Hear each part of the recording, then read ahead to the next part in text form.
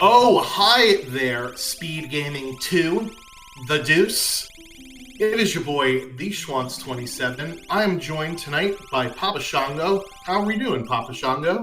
I'm doing pretty good. Pretty excited for this new flag set we got coming up. Yeah, so it's a Worlds Collide Wednesday, so that means we're going to be showcasing Final Fantasy VI Worlds Collide, the open world Final Fantasy VI, or as some people in the US know it as 3, Randomizer. And we are in the midst of an event called the Kefka Grand Prix. Think, Chocobo GP or Mario Kart, but on steroids, where each week everybody picks a kart class and there are spells that can fly around. We are almost complete with the kart class heat portion of the event, and now we are going to be doing the elimination portion of the event next. And we are going to be showcasing the brand new flags for the elimination portion of the event. The runners have not seen the flags before, 10 minutes ago. So it'll be interesting to see, Papa Shango, how they digest everything here. Yep, definitely going to be great to see how people adjust on the fly. I know we've got a couple veterans of the chaos, which really throws different flags at people, so I think we'll have some good runners today. Yeah, so we got 4 runners here. Let's talk about the settings for tonight's flags for the game. So the objective of Final Fantasy VI Worlds Collide is to defeat Final Kefka. In order to unlock Final Kefka, we need to get to 7 characters and 10 espers there, as you see at the top. We do have a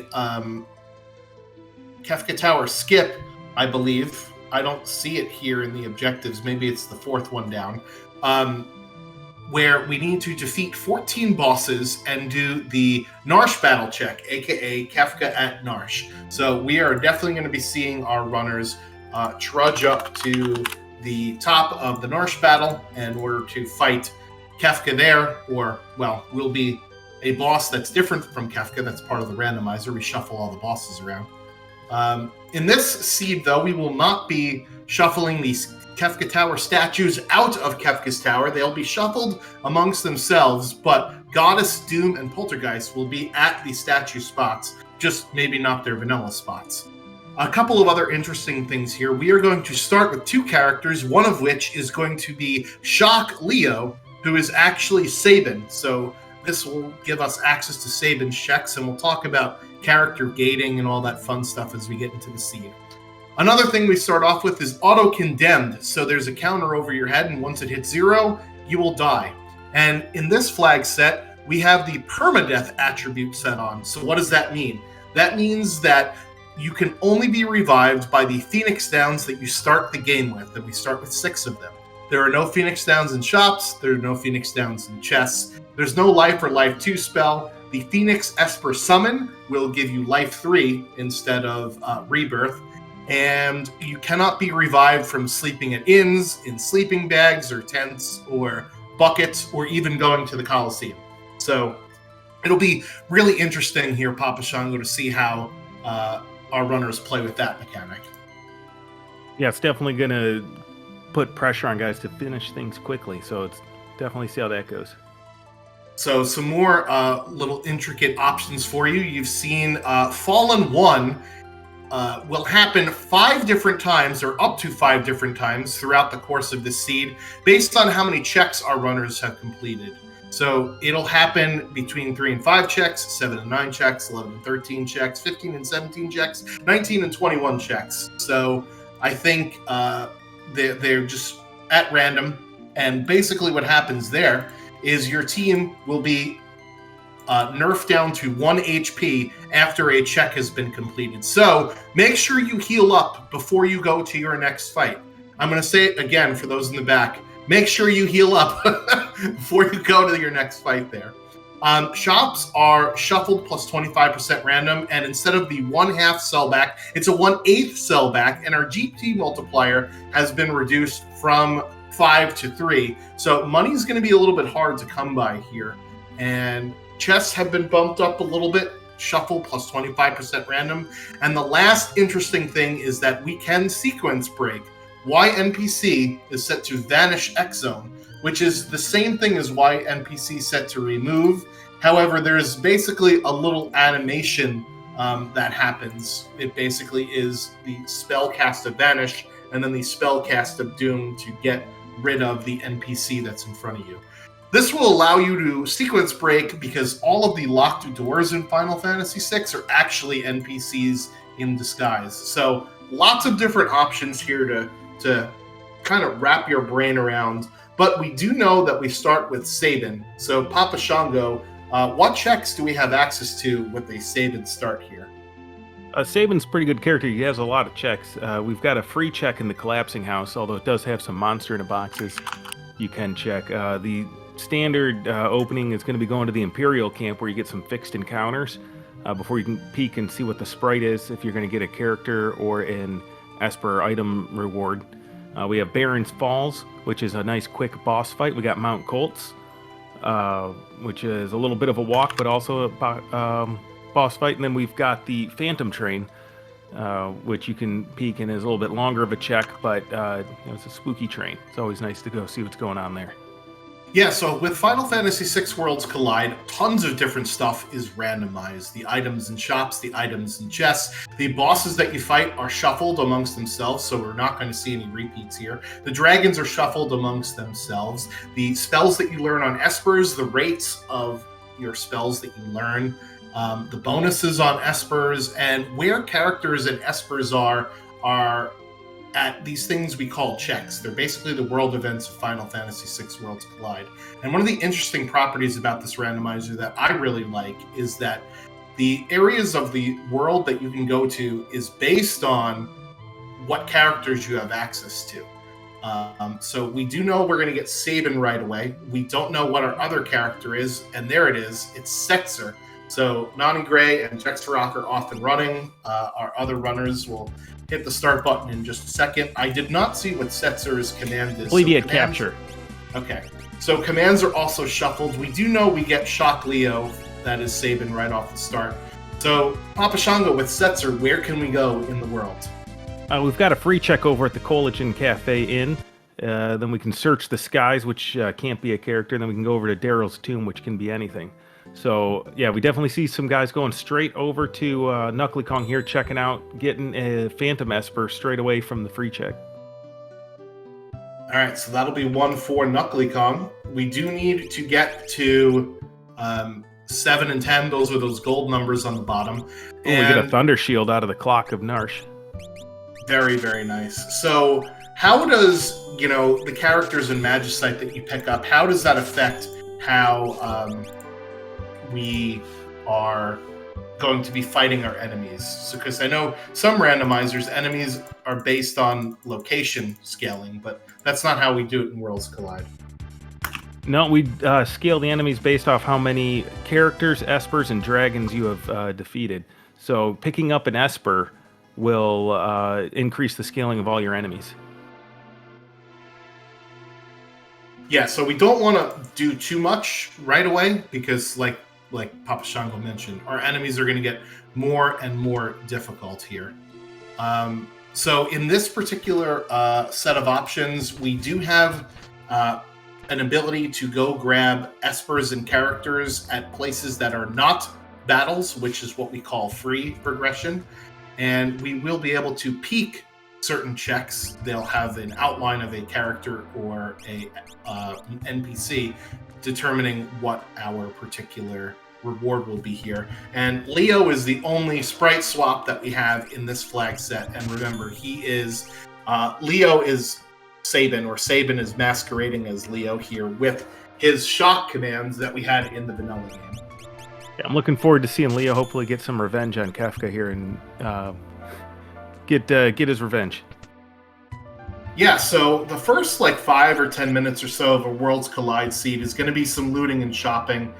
There's a cursed ring there in a shop, plus Atlas Armless and Dragoon Boots, so all good relics. Jex Farrakh here, using the Y NPC set to Vanish X-Zone to sequence break into the Narsh weapon shop, and maybe we'll talk about the sequence breakable checks in just a second, to get the choice between an Esper and a Valiant Knife, and he picks up the Valiant Knife there, so really interesting choice to go and grab that weapon with not having Locke in his party.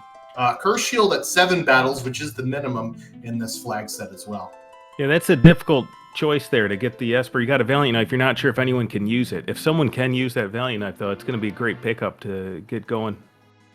Yeah, so how the equipment works in this particular seed is if you could equip it in the vanilla game, there is a 100% chance you can equip it here. And if you can't, there is a 33% chance you can equip it. So both Leo and Setzer have a 33% chance of equipping that Valiant Knife because Locke is the one who can equip it in our vanilla game. So what are some other checks that we could potentially sequence break here, Papa Shango, with the Y NPC set to X Zone Vanish? There's definitely a couple that people like to do. The weapon shop is the staple. People will generally go there. That's a nice quick one. You can get into the Magitech facility, and you can actually go all the way through to the end. But a lot of people just do the first two and warp out. And then we can also do Edgar's check, get into the into the engine room in the ancient castle. And I believe you can get into the Zozos, but I don't believe you can actually complete the checks, but you can get into the mountain and get the loot if you'd like. Yeah, so you can get into Mount Zozo to go take on that check and that dragon. And you can also get into Zozo Tower, but you won't get the reward unless you have Terra. And then it looks like Hefe chose to take the Esper from the weapon shop, so we'll see if that plays a role in how when people get the unlock here between Jax and Hefe. All right, checking out the monster in a box here, and it is just some PM Stalkers. One of the only monster in a boxes that do give XP and MP, and with Shock early on, Papa Shango, a lot of these fights are going to be relatively easy. Shock is an AoE attack that is non-elemental and based on magic, which is very powerful early on. So I don't anticipate a lot of trouble with our runners getting early levels, especially with access to Sabin and that Imperial Camp check that you mentioned earlier. By the way, Maduin has probably the most important spell in the entire seed on it, with Life 3 there. Yeah, that's a great pickup right in the beginning, so that might come back to haunt Jex.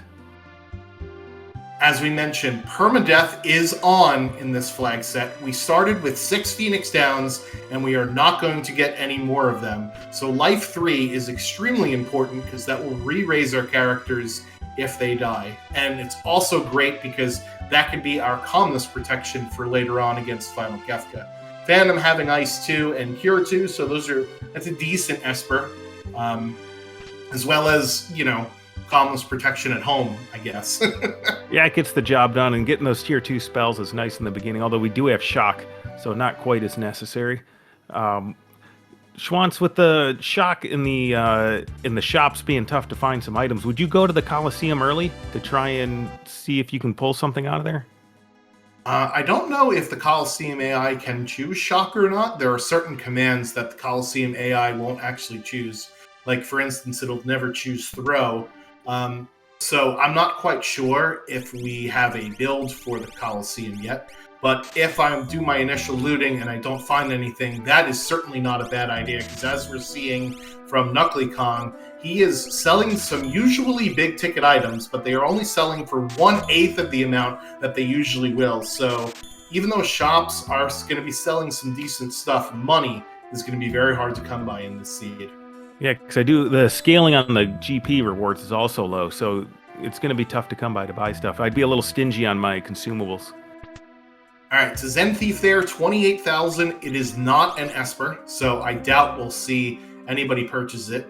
We've got a couple of good pickups so far. We've got a Minerva that unfortunately nobody can use, and we had a couple of elemental shields that we had. I see Hefe with a Thunder Shield. I also saw Nani Gray with an Ice Shield kicking around as well. So that will teach our runners some spells. And hey, there's an Ice Rod in the shop in case we need to break something in case of emergency here. Oh, where did Knuckly find the Illumina? That is a great question. I missed that. Yeah, so there were I know also they're not in shops. There also were cat hoods for sale, but unfortunately neither one of our two party members could use it. We got a good grind fight over here for Hefe in the basement if he's got Revivifies on him. But I don't think he does. Yeah, and you really, really don't want to use your Phoenix Downs to kill these undead enemies, because we're not going to get any more. Looks like we got Noni Gray going into Zen to check out the collapsing house. Okay, so we got from the chat, Rune Factor, thank you so much for giving us the heads up. Illumina was the 28k item, so I definitely think, personally, Papa Shango, that it's worth 28k to buy that Illumina. Oh yeah, worth every penny. All right, so Hefe taking off the Moogle Charm and doing some grind fights. Same with Knuckly Kong. So we do give our runners 3 Moogle Charms, 1 for each party in Kefka's Tower. So that'll help them avoid those random encounters on the Overworld map and in certain areas. But we can always take off the Moogle Charm if we want to get the random encounters in order to get more levels. And I believe Nani Gray showed us Mog holding up the collapsing house here. Yeah, Mog's definitely a good pickup. You can, since we have to do the Kefka at Narsh to get the unlock, it really makes it nice and convenient to go up there and do all those. Yeah, absolutely. Great point. So the Kefka Tower skip is 14 bosses and the Narsh battle. So Mog's 2 checks that he opens up is the Moogle defense, where we rescue Terra and with Locke from the beginning of the game, and then also the Lone Wolf check, where he goes and dangles Mog off the ledge. Looks like Knuckly Kong's doing a staple grind spot over at the Figaro Cave, where you have the lake that gives you healing, so it's a popular spot to grind. Yeah, so another question from the chat. Are there any spells that are removed? I believe the only 2 spells that are removed, let me double check this here. Since Permadeath is on, Life and Life 2 have been removed. However, you can learn Ultima at 254 MP. So, another reason, Papa Shango, to go uncurse that shield. Oh, definitely. With the permadeath on, I would definitely get as much defense as I can. Paladin shield, the best shield in the game, absorbs 4 elements, nullifies the other 4, and it's just very good for generic tankiness, as Nani Gray gets his 3rd character there. So yeah, it looks like Hefe's putting the Moogle Charm back on. He ran into some tough encounters down there. All right, so the World of Ruin, that Illumina is only 5,085 GP, so that is definitely worth it. The problem is going to be selling enough stuff to actually afford that.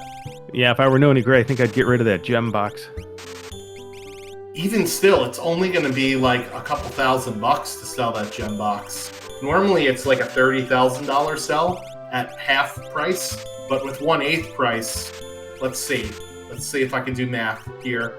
No, we're doing math on stream and it's hard. It's about 7,000, so yeah, you should be able to afford it if we sell that gem box. And there it is, that Illumina. And Leo can equip it, so that'll be good for Leo, because even if we don't use Shock, or rather, even if we don't use the fight command, we can use Shock, and Shock is based on your magic stat, or your magic power stat.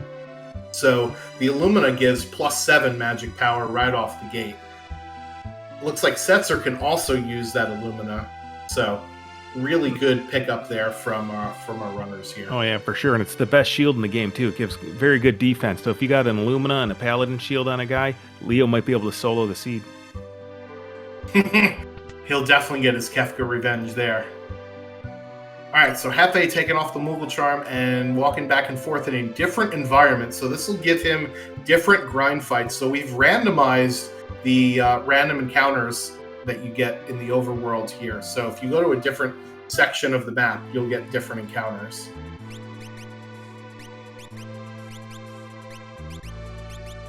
So it looks like we got Jaxrock going into Zozo. I think we're going to get a sequence break here.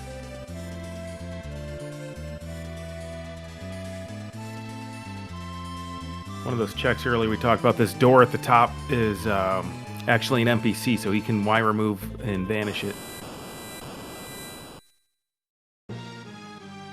It's a bit hard to see when the screen goes all dark like that. So YNPC is set to X Zone Vanish. It will remove the NPC, but there is an animation behind it. I actually like it better as a game mechanic than YNPC Remove, because it allows you to do a sequence break, but it at the cost of some time, right? And it doesn't really help in the yeeting NPCs out of the way. because it's not instantaneous. You have to wait for that silly animation. Yeah, there's certain guys though, like that retainer guy, that you really want to get rid of just because he's so annoying, and it's nice that they get just a second to realize they're going to be shot to oblivion. All right, so Nani Gray going to lean on shock here in the Imperial camp. And it looks like we got a different sequence break from Hefe going into, I think he's going into the ancient castle. All right, so that would be one of Edgar's checks that we mentioned, right? Yes, yeah. So we got a lot of divergence in the seed so far, but the Y remove kind of opens up to that. Yeah, so we do have to remember that there is a logic to a Worlds Collide seed. So every single Worlds Collide seed, you are able to get all of the characters and all of the espers in by the logical chain, even though checks are character gated. So what that means is, as we get Siegfried. Oh no! So if this ever happens to you, as soon as Siegfried starts talking, just hold down the run button, and by the time he's done with his spiel, you should be able to run away and not have to deal with these 8 hits kind of thing. Yeah, and he's guarding a Yeti, and I think correct me if I'm wrong here, Schwantz, we're going to see this guy again in the next one of these fights, aren't we, in the next one? So we get to do this twice? I'm not quite sure. Oh, we ran into, is this a vanilla Doomgaze? This is a vanilla Doomgaze. I heard you like some vanilla. So we accidentally picked the wrong pixel, or with Setzer, we have access to Search the Skies, who will actually be able to pick the Doomgaze fight automatically. And yes, you're absolutely right. Here's Siegfried once again. This is a mistake Noni Gray, I think, is going to learn after this one. I know Nani is a bit of a newer runner participating in our Moogle Cup event that we have coming up as well. Yeah, and it seems that Knuckly Kong is using Runic to actually... there we go. That's a good choice, I think. Okay. I was going to say, I think he's using Runic to refill his MP, which is an interesting strategy, if not takes forever. But yeah, so Mog has Runic. We learned that. And Knuckly Kong just took a reset. Welk is kind of a tough boss to come against when you have shock, because that shell will counterattack every time it gets damaged, and so it's going to be putting out beginning of the game, Welk can put out a surprising amount of damage if you keep hitting that shell and eat counterattacks. Yeah, so that is a Minerva drop there from Jex Rock. So the dragons do count as checks, and they will drop a high tier item in addition to granting lots of XP and 50 NP and their vanilla item drop that they usually do. So that was a Dirt Dragon, so we'll see a Magus Rod from that. And that is Nani Gray's 4th character there with our Yeti. So Umaro only has one check that they open up, which is the Umaro Cave, where we recruit him in the World of Ruin in the vanilla game. But you do have to defeat the Tritok Cliff boss prior to opening that up. So even though it is one check, it's kind of like 2, and Nani Gray cannot go up against the Katana Soul right now. Unfortunately, when we leave the not Collapsing House, both Collapsing House and Imperial Camp, when you leave those 2 checks, you cannot go back to them once you've completed them. So Nani Gray leaving that Katana Soul behind for good. And meanwhile, Jexrock finds an Illumina writing love letters. And so with that Minerva, he's got some good equipment coming from that sequence break. Yeah, usually the Worlds Collide runners are the ones writing love letters to Illumina, not the other way around. Yeah. Jexrock, unfortunately, I don't think has any warp stones, so a little bit of a walk of shame here out of Mount Zozo.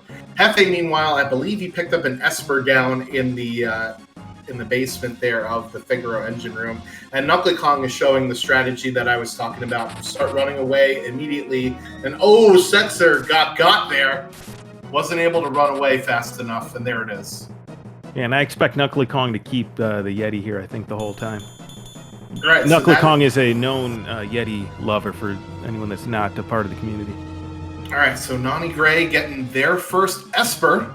So we check the caboose, and it is a speed +1 Esper, and it also teaches Pearls, so a pretty decent Esper there for Nani Gray, even though its summon Ragnarok leaves much to be desired. It has its uses. I know if we ever get Gao, if we run into a Lobo, we can change him into dried meat if we haven't found any. Yeah, so the real Chattius is giving us a sample love letter. Dear Illumina, please join Ragnarok and Genji Glove. Thank you. Yeah, so Hefe now, I think, probably had enough Skrilla to buy that Zen Thief Illumina, so now he's got 2, perhaps? Oh no, Jexfarok was the one that got the one from the...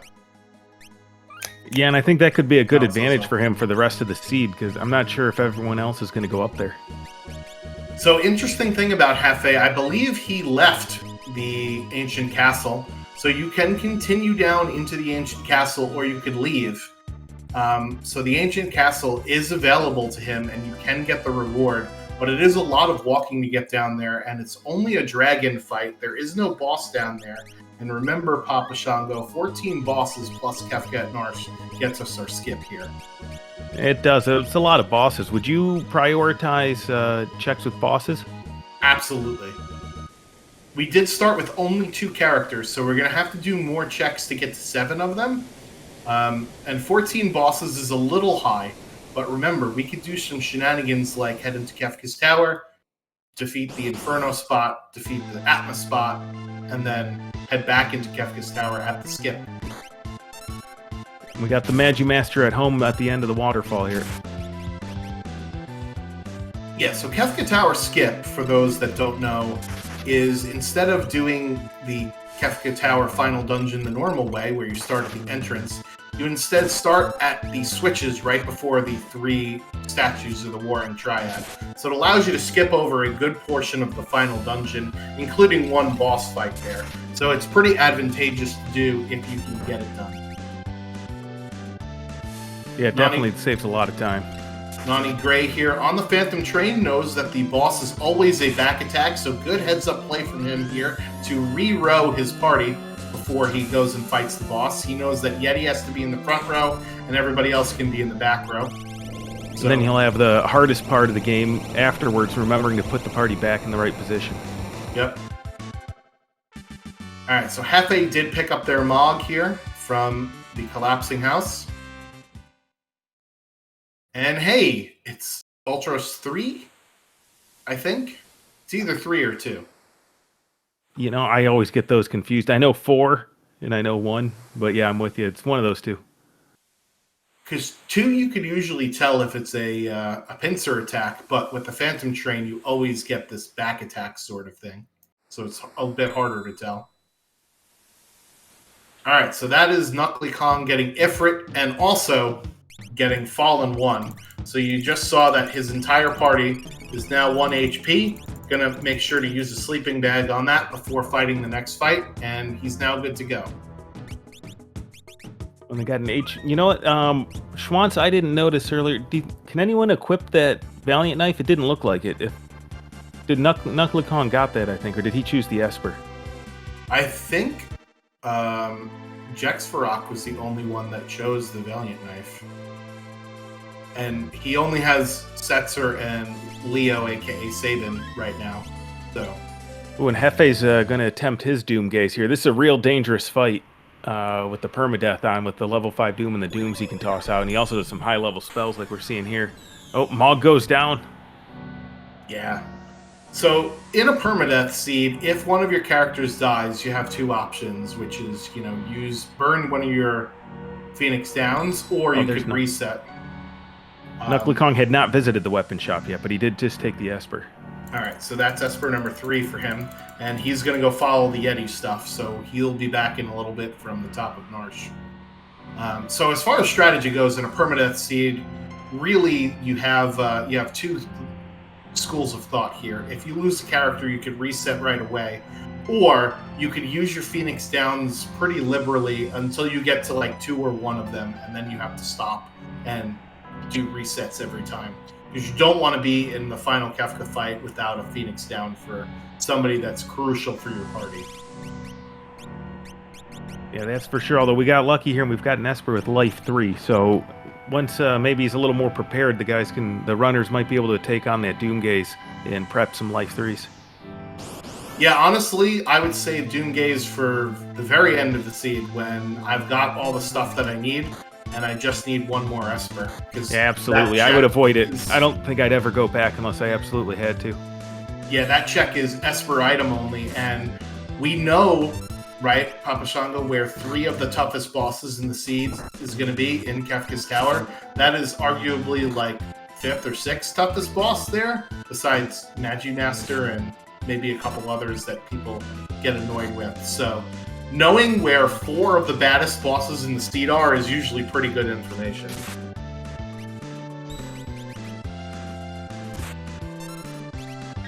Alright, we got an Ice Durgan, but unfortunately we only know Ice.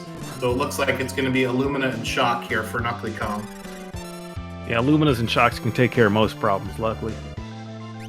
Alright, Jexy is going to get their Mog here, so we'll see if he can use our Valiant Knife. Nani Gray getting their 3rd Esper. Oh no, I'm sorry, their 2nd Esper. And unfortunately for Knuckly Kong, 3 out of the 4 party members are frozen, and the one that isn't can't really do any damage. Ooh, and Setzer goes down. I'd consider a reset here. Yeah, definite reset. Although I don't know when he saved last. Oh, I think he got clipped by the dragon on the way to the save point, maybe. Because the other thing is that Condemn counter, like a sword of Damocles, is hanging over your head the entire time. And oh, it's a catastrophe! Yeah, that's a reset. Oh, it can't get much worse than that. What was Arnold Schwarzenegger's line? Chill out. Oh, is that from Batman Forever? Yeah, yeah. Meanwhile, Hefe... Seal singing Kiss to a Rose for him. Maybe unfreeze him. I'm not going to attempt karaoke here on SpeedGaming. Hefe does unfortunately reset out of Air Force, and I think this is just a force shield anyway. Or at least what I saw from the chat. So... But it looks like he's going back for it. Yeah, I think he wants that offering, maybe? So maybe he's doing the fight for the offering and then warping out. Or maybe he's like, you know, I can actually take Air Force. It's not that big of a problem. I just got unlucky.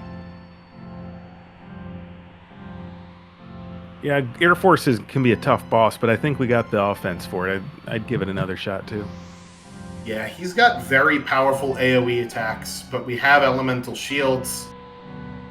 The problem is, do we have enough offense? And Hefe's saying... Jax is about to get his bad news.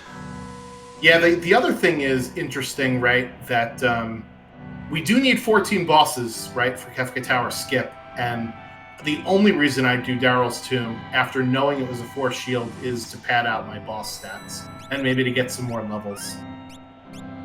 Yeah, for sure. We got a Coliseum check from Hefe here. There we go. Flipping a Magicite into an offering. So in Worlds Collide, the enemies that you fight in the Coliseum are randomized, as well as the rewards are randomized. So we give out a menu so you can see what you get for what you get. And you could make the visibility of that table or menu however big you want. So I'd go pick up, that Force Armor as well. Although this might be a difficult fight here. So it depends on what you got in your inventory, and Coliseum AI going to Coliseum AI as well. But thankfully, Setzer casts a good spell there. Let's see what Jexferox finds in his trip to the Coliseum, because remember, our runners have potentially different inventories here. Yeah, I don't think he has any Magicites left. I didn't see it in there. And I didn't see, what's he trying to get here? I didn't see, it was too fast. Meanwhile, Knuckly Kong getting his North Cross bad luck again. Oh my gosh. At least Leo is unfrozen this time.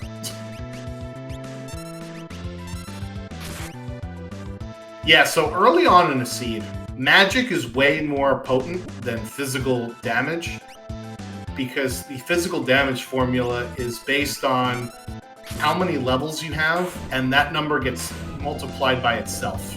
So it's basically levels squared.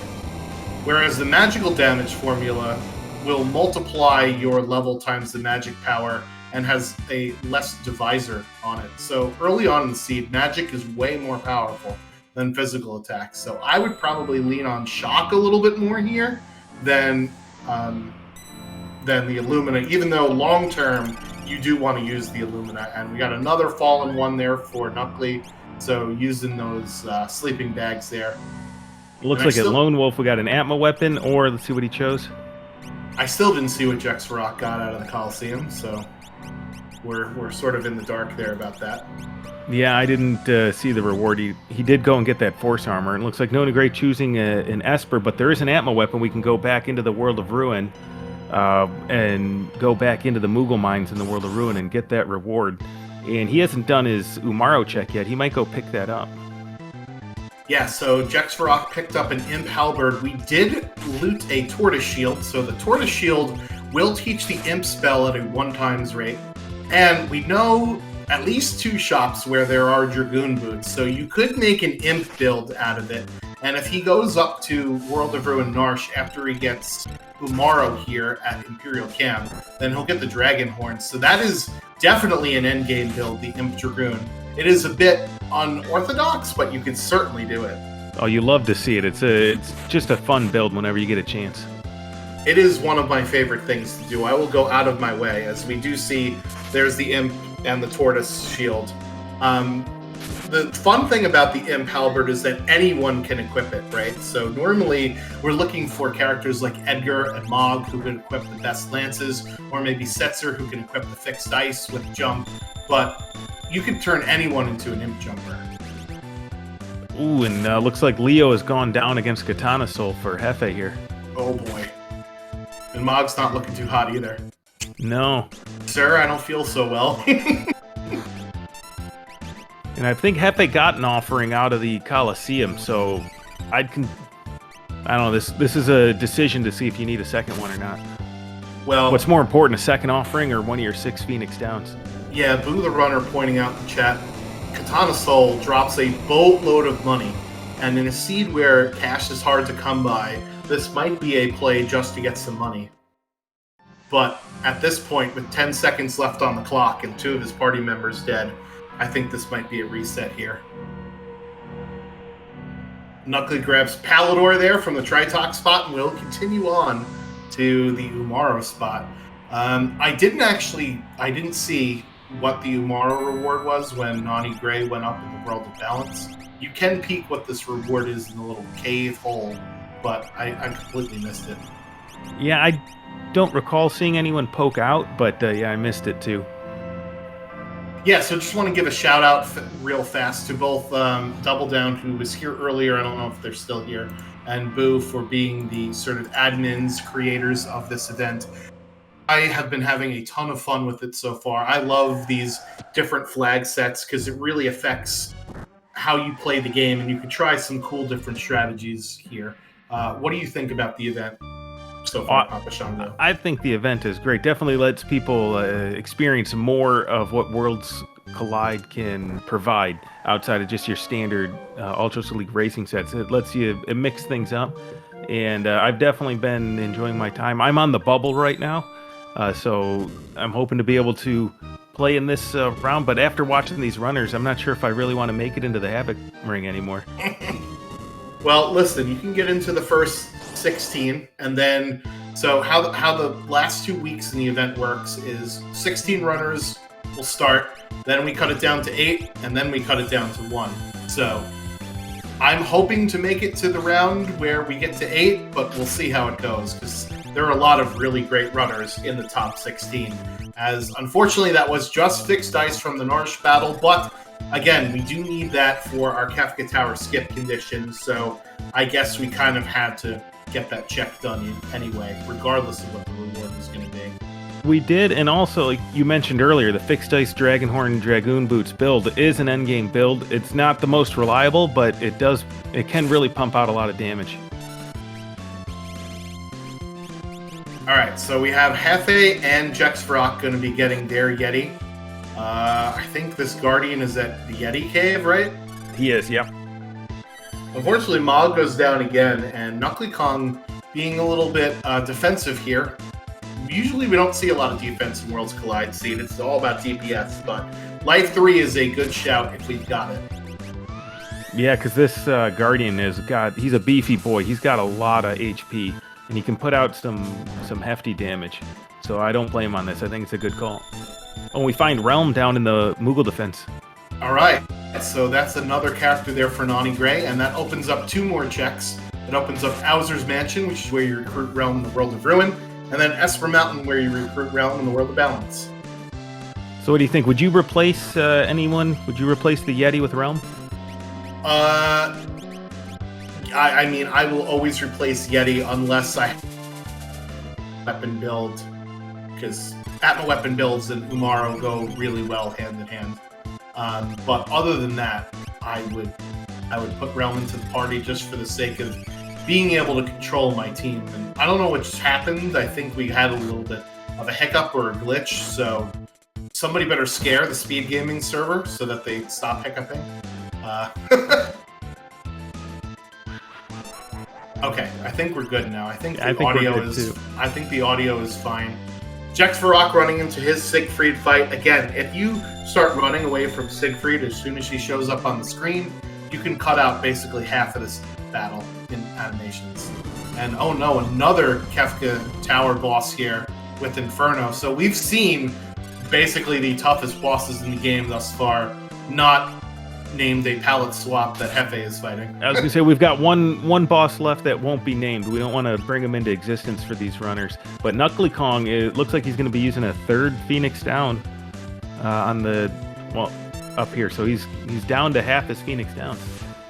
Yeah, I mean, you don't get to keep them after the game's over, but yeah, this is rough because now Setzer has hit the deck as well. Like I mentioned, the 2 strategies with permadeath are reset after the first time your character goes down, or use as many Phoenix Downs as possible, and then start worrying when you get down to 1 or 2. And come the knives! That Illuma battle script, this is usually not seen, because this is like, into double-digit turn territory for Guardian here. Yeah, this is a tough fight for Knuckly Kong. I'd consider reset. I think he did go back and save after he did the Tritalk, so he can do that, although he's spent a lot of time here. And I do like what I saw to Nani Gray stealing some elemental shields from Inferno. It's good heads-up play. Really good play there from Nani Gray. Getting through that Inferno fight much faster than this Guardian fight.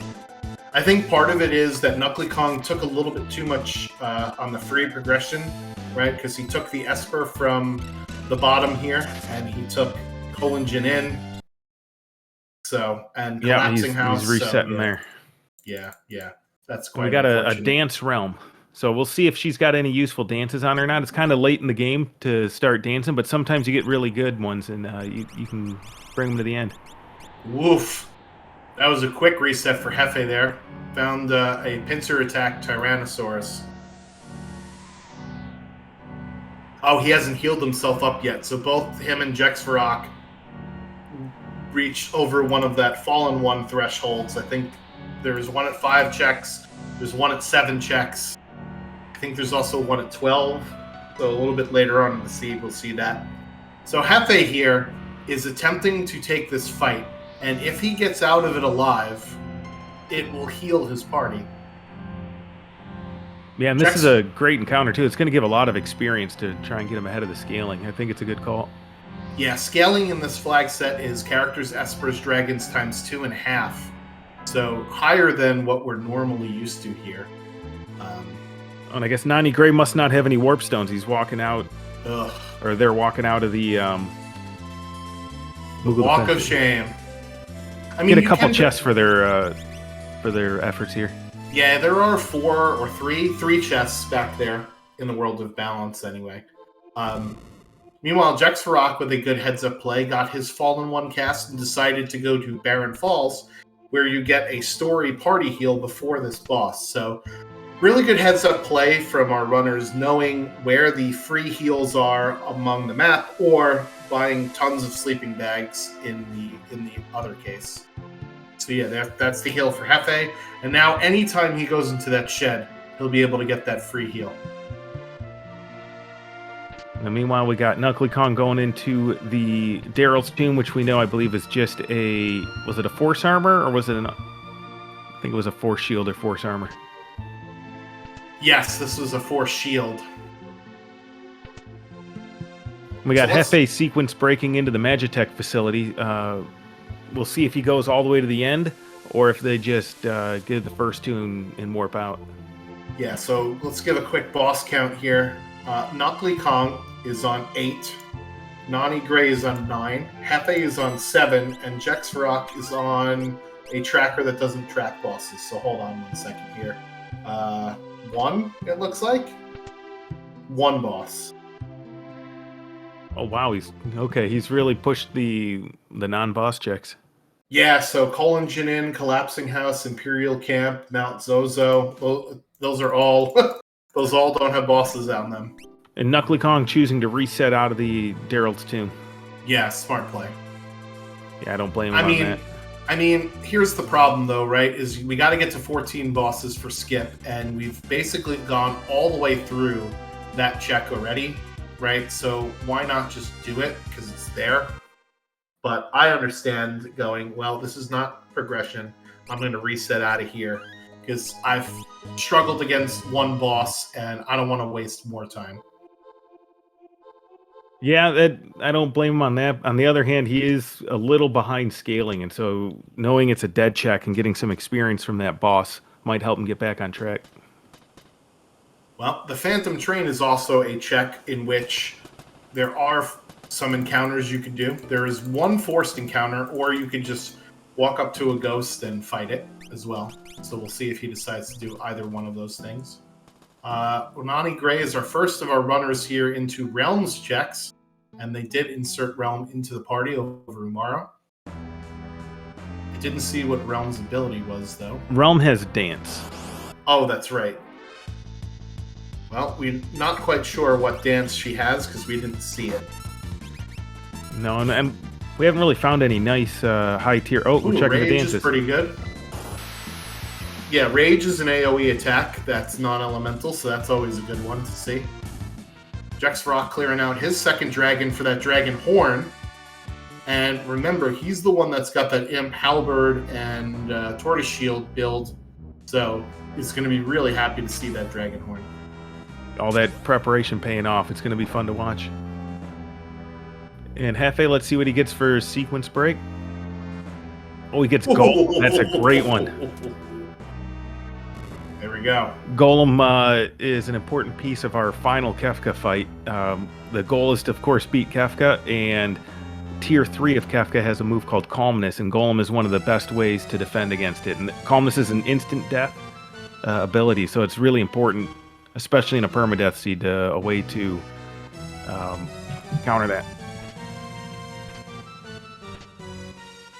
All right, no monster in a box checking, just picking up some treasure chests here. Remember, the sellback price in the shops is 1/8, so you're going to need way more treasure than usual to sell items to buy stuff that you actually want. Yeah, so as Boo points out, multi-summon is a thing in this flag set. So we could summon Golem in Tier 1 and in Tier 2 on the 10 hits phase as well. And hey, who knew? Like daughter, like grandpa. That doesn't make sense. Like granddaughter, like grandpa. We've got a painting Strago here at the end of Owser's Mansion. What do you think he's painting? I hope he's painting Haydn in the Haydnites. He paints the posters, sells it for the band. There it is. All the album art is, Stragos. That's why he's got that wicked mohawk. And meanwhile, we got Hefe fighting the senior super, the SR Behemoth. Grontium Behemoth. Sriracha Behemoth. He is spicy. Behemoth. Control Strago is going to ride the bench as well. So yeah, that is the 6th character for Nani Gray, and they also got access to everyone's favorite checks, and I am being very sarcastic when I say that. Strago opens up the Burning House, or Casa del Fuego as it's affectionately known, in the World of Ruin or the World of Balance, as well as Ebbett's Rock and Fanatic's Tower, which the gimmick is you can't use anything but magic in there. Was that Fenrir for Hefe as well? I believe it was. I glanced away for a second. Nanigrey finally found some warp stones I got distracted by. Shiny things. Yeah, so our compass protection is in Magitech Factory, which, remember, we do not have access to because we do not have Celeste. So Celeste is the character that blocks access to the Magitech Factory. But with the X Zone Vanish NPC setting, we can sequence break into it. Ghost Sprite here at Esper Mountain, so this will be an Esper and item. Ooh, and we run into some ninjas, and Hefe's going to fight him. I would run from this. Regular ninjas are fine. The coverts, oh, yes, the coverts are the coverts or the outsiders are the ones that you don't want to fight. I mean, it's a good statement in general to say if a ninja is on the screen, then run away. You can never go wrong with that. All right, so 2 more beefy bosses. Remember, we were talking about our top whatever number of bosses we don't want to see. Atma is in that list as well. Oh, yeah. And meanwhile, on Jexrock side, I just noticed, I think that Yeti might be staying in the party. He's swinging that Valiant knife with an offering. Oh, very nice. Yeah, the unfortunate part is if we keep his snow muffler on, then Yeti is very difficult to damage. And the Valiant knife does more damage when you have fewer HP. And I think Jex is the only person that chose the Valiant knife over the Esper at the weapon shop. So that could be something he keeps over everyone else. See if it speeds him up. Well, you know what's not speeding him up? Yeah, no warp stones. Walking out of Jex. All right, so Hefe had no choice but to go through this minecart because I don't think he has warp stones either. That's fine. You know what? The minecart is a really nice way to get levels, and we mentioned the 14 bosses for Kefka Tower Skip. There's actually 4 bosses in the Magitech Factory, even though it's 3 rewards, because there are 2 bosses at the end of this part here on the minecart ride. There's one here, and then there's one where we get our reward at the end, and that is Bahamut with Bolt 3, and an Esper that we love to see with the multi-summon flag set on. Oh yeah, that is a great one for 9, especially with getting Realm, get your magic caster going. That's great. All right, so here is Ifrit Shiva, and we have to have ice in order to break through here. And we are now seeing the dream. Oh, we have a titanium and an imp armor as well. We have all 4 of the imp gear. Wow. Oh, you love to see it. You don't get to see it very often, but this is great. Fantastic. Jexrock might be number 4 right now in terms of progression, but is number 1 in my heart. For sure, and he changes Leo with his shock into his jumper. Yeah, that's an interesting strategy, but I mean, you can't do to Amaro, right? So. Yeah, that's true.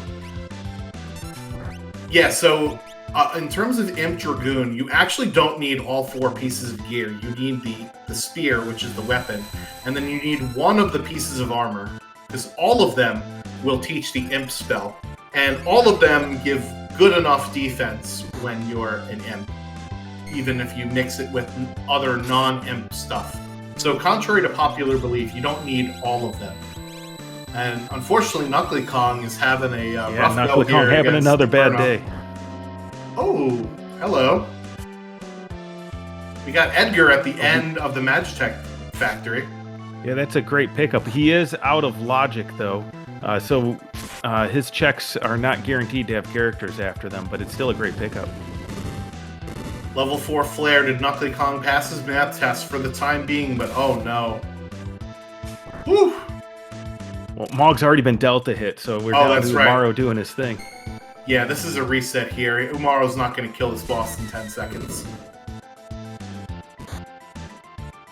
So one of the things is... I was going to say, one of the things as a runner you have to recognize is when to hold him and when to fold him, right? The Kenny Rogers theme. Yeah, Knuckly Kong's been having a bit of a run of bad luck against some of these bosses. Yeah, so if I was in his shoes, I would go for a longer check or a grind fight check. What does he have access to here? Guess he could go to Magitech. Yeah, so if I was going to do Moogle defense again, and it looks like he's going to, I would fight some of the ads before the end, before the boss. Just see what the random encounter is, and if it's something that'll give you decent XP, then you could take it 5 more times, right? So. I'm waiting for this imp Mog to is come not down. wearing any clothes. That's why he's getting killed so easily. That'll do it. A naked Moogle out there. Yeah. I mean, I'm pretty sure. Are we allowed to broadcast this? Can somebody ask SpeedGaming? Well, I mean, the Moogle Sweep. suits are safe for work, right? So we should be okay. Yeah, so here comes Clean Sweep from Air Force. Is Elemental Scaling set to random? Did I miss that? I don't remember him casting water. Let's see. Ability Scaling is random. Nice. Okay. I have to update my graphic. Ooh, and there's another Clean Sweep. Very cool. So, what does ability scaling random mean? So, normally in Worlds Collide, bosses have certain sets of spells that are based on certain elements, right? So, for instance, Air Force does a lot of tech type abilities: atomic ray, wave cannon, missile, things like that. So, that's one category of spells. A random ability scaling means he'll pick the same spell tier, but it'll be of a random element. So something like Flame Eater, right, will always use fire spells. Well, with elemental scaling set to random, he'll just use whatever spell is equivalent to his fire 3, right? So he might cast Bolt 3 or Ice 3 or whatever it is if he's scaled up high enough. So that's really an interesting mechanic that I now need to go update my graphic and squeeze even more information onto it. Yeah, there's a lot going on in this flag set, and with the event the way it is, people are only going to have a week to try and figure it out, the best route through it. Yeah, something very easy to miss there, because it's subtle, but it's Knuckle Kong impactful. having a much easier time the second time here. All right, so Nani Gray picked up their 6th Esper, and I think it's because he broke that Ice Shield on Inferno. So that was his strategy, is next time I'm just going to yeet the Ice Shield at it first thing and get my realm there. So with the ability scaling random like that, Schwantz, would that make the uncursing the Paladin shield even more important, you think? Oh, definitely, because now that Paladin shield will protect you no matter what element you've got, right? Whereas we've had Ice and Thunder shields. So normally when you walk into like a fight with SR Behemoth, they're usually throwing out ice stuff at you. Well, not with the ability scaling set to random. They could throw anything out at you. All right, so it looks like Nani Gray hemmed and hawed a little bit, but is going to pick the Esper there. So that'll be number 6 for them. Hefe, meanwhile, going to chase after Realm as well. Jexvarok already has Realm, is going to be doing the northern part of the Narsh loop here. And everybody is in Narsh right now. Some people are walking out of it instead of warping out of it, but everybody's here. I think Nani Gray's actually the only person that found any warp stones. Well, let's see if Hefe has an easier time with this Inferno than Knuckly did.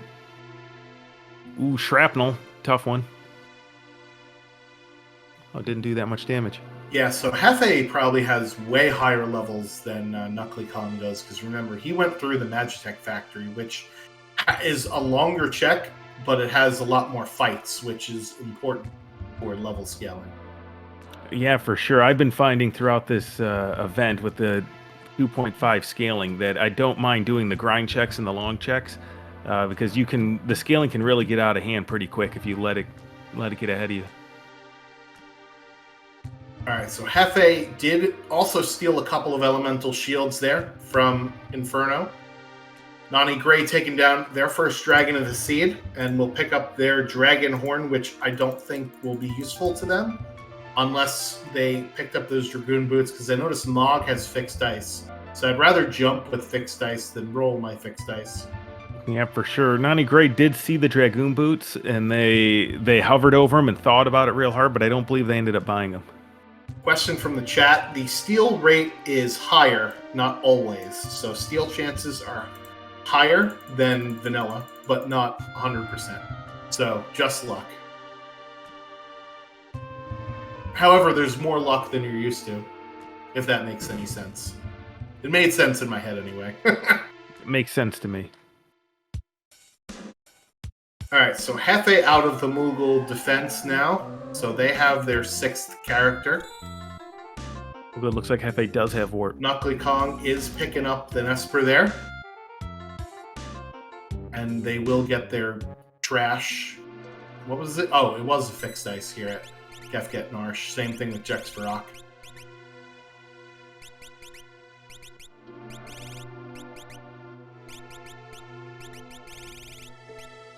And it looks like Hefe's choosing to keep his Yeti around too. Yeah, I mean, there's something to be said about having a character in battle you don't have to manage, right? Yeah, and we haven't really found any good magic to cast besides Nani Gray's Bahamut. I don't think anyone else has gotten that yet. Yeah, and that one has Bolt 3 on it as well. So that not only has a good summon, it's got a good spell. Well, it looks like Fenrir's got a magic +1. And so you can... Well, I think there's still enough time left in the seed to be able to boost your magic power decently. Alright, Hefe heading over to Moblus here. I'm not quite sure what he's looking for.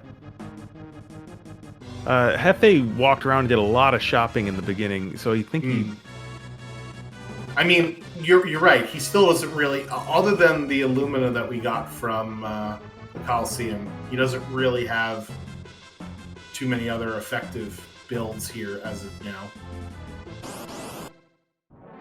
Alright, Esper Mountain was a ghost sprite, so I think this is an Esper here. I think this was the Bahamut. Oh, that's right. Nice heads-up play here from Knuckly Kong, knowing that Leader is susceptible to being petrified. So casting Break, and there it goes. See you later. Have a nice day. It's nice for the game to give Knuckly a little bit of a break here, even if it's dead. Well, like you mentioned before, right? Let's get some levels. Because he's at level 26, and right now his progression is 6 plus 5 plus 1, so that's 12. We double that, that's 24. And then half of 12 is 6, so we add that to 24. His enemies are level 30, right? So he's behind scaling, because he's only at level 26. And Hefe must have uncursed the shield at some point, or that Fenrir or Golem had our big blue bubble on it, so we got our first Oomphta cast of the seed here. Oh yeah, that's always good. And also, it looks like he's got Merton, too. Yeah, so Merton will definitely be a cheaper option. However, it's not effective against Atma, who does absorb the wind element. Remember, Merton is a fire and wind elemental attack. Ultima is 254 MP in this flag set, because it would be overpowered if it was however much it normally is. So it's 254 to cast. Yeah, but it's definitely worth using, especially in these situations. And just to point out for Hefe's build diversity here, he seems to be lacking a little bit. He's using slots with Edgar, which he's not usually known as that, especially this late in a seed. Yeah, slots is really good early on for AoE, killing mobs, and even killing some bosses, but its spell power leaves a bit to be desired. However, if you need a non-elemental attack, it'll help you out there. Last of the Warp Stones there for Hefe, but did get that Bahamut. Looks like Jack's got his Bahamut too. I'll be interested to see if he continues casting Ultima or if he just uses the multi-summon, if he remembers that sound, and just uses Bahamut instead for the cheaper magic. Nani Gray stealing, nabbing a ribbon from Guardian. I believe the other steal is... I think it's a Force Armor? Yeah, so... a bit unfortunate. I'd rather have the armor than the ribbon, but it'll still sell for 1/8 of what it normally does. Yeah, so it's going to be like 2,000, I think? Yeah, it usually sells for about 10, so yeah, something like that. Alright, Jex Varrock, YMPC removing into the Magitech factory. We did see this on Hefe's screen, so he will get his Fenrir, Golem, and Edgar arguably the best value of any check we've seen thus far here. Yeah, it's definitely, we get some great espers out of it. So right now we're seeing everyone kind of retrace each other's steps.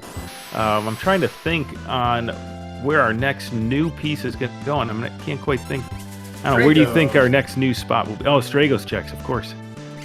No, everyone forgets about Strago. Everybody's favorite. Well, we did see one of Edgar's 2 checks, or 3 now, I guess. Because remember, Edgar is not in Logic because we broke Logic to get into the Magitech factory. So it is possible that he does not have a character behind him to continue the logical chain of events into the rest of the scene. And his Ancient Castle check's pretty long. I'd be surprised if anyone went down there. Yeah, so I don't think we've seen Mount Colts yet either. Have we seen Mount Colts? You know, I thought I saw someone flying towards it, but yes, I think we did. I want to say I thought I saw Jax or. I'm looking at the tracker. I'm looking at the tracker now, and I don't see it. So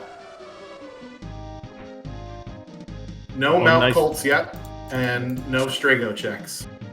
Good heads up play from Knuckly without the warp stones, knowing which hole he can step in to drop out. I think he's was Knuckly in. Oh no, he's in Esper Mountain. Yeah, so Esper Mountain was our Bahamut, so Knuckly is going to get his magic offense finally online. Oh, Nani's going to be disappointed here. Here we go.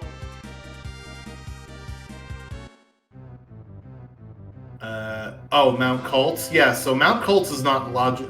Sorry, Mount Zozo is not in Logic either. See, I screwed it up too.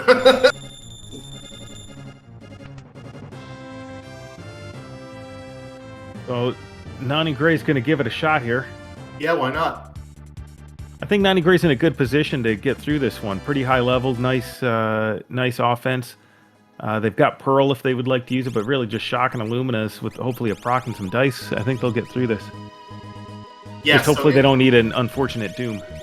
Yeah, so interestingly enough, Petrify, even though it is basically as if your character is dead, in permadeath, you can heal your character if they are petrified or if they are zombied. So they're considered dead for the purposes of gaining XP and MP after a battle, but they're not actually dead. You can bring them back with either a soft or a revivify. And speaking of Mount Colts, Knuckly Kong must have heard us talking. He's going right into it. We get to see what's going on here. Magnitude 8, not something you see Doomgaze cast every day. He's shaking that airship. Alright, here comes the Bahamut summons.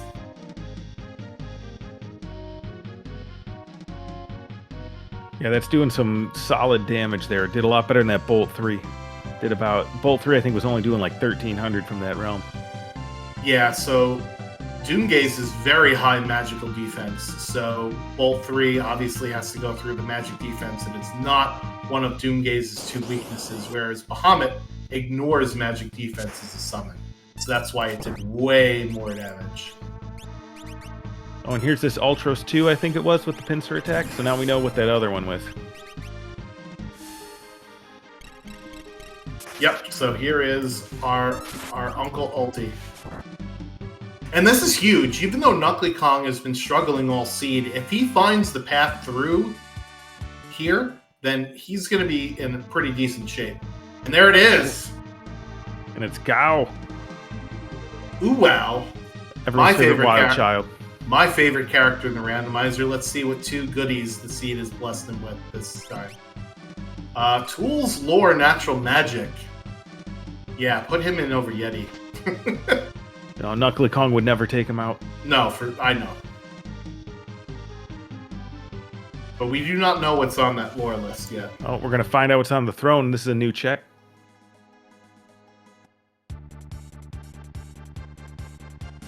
Ooh, just a Genji glove. Okay. Don't hate that, knowing that we can get Illuminas in the Coliseum. We can get Illuminas in the Coliseum? I must have missed that. Yeah, wasn't it? Isn't that how most of our runners got the Illuminas? No, the Illuminas were at the the Tizen Thief. That's right. Yeah, the Tizen Thief. Okay, I'm not. Oh, was it a Magicite for an Illumina? Okay. I thought the Magicite went for an offering. I thought the no Illuminas. Oh, you're right. In the Colosseum. You're right. Flag is on. Yes, you're right. You're absolutely right. It was an offering. I'm getting like 3 seeds mixed up together now. Oh yeah, there's been a lot of action lately, which has been great, but starting to bleed together.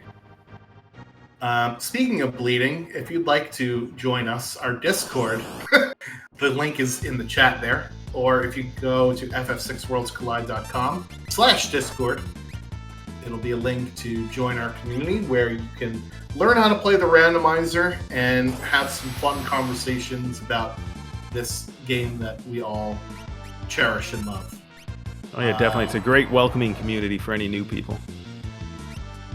All right, so I like this move from Knuckly Kong going to the Serpent Trench. It's a nice grind check. You can try and catch up on his levels.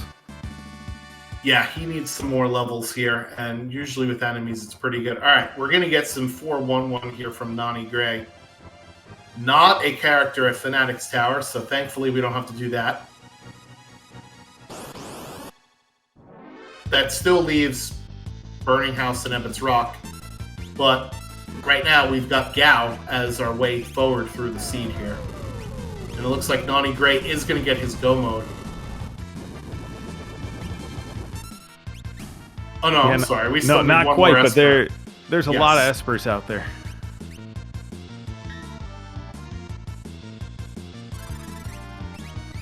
All right, Jex Farrak, meanwhile, going up against their Ifrit Shiva fight, and then we'll get their Edgar at the end of this here.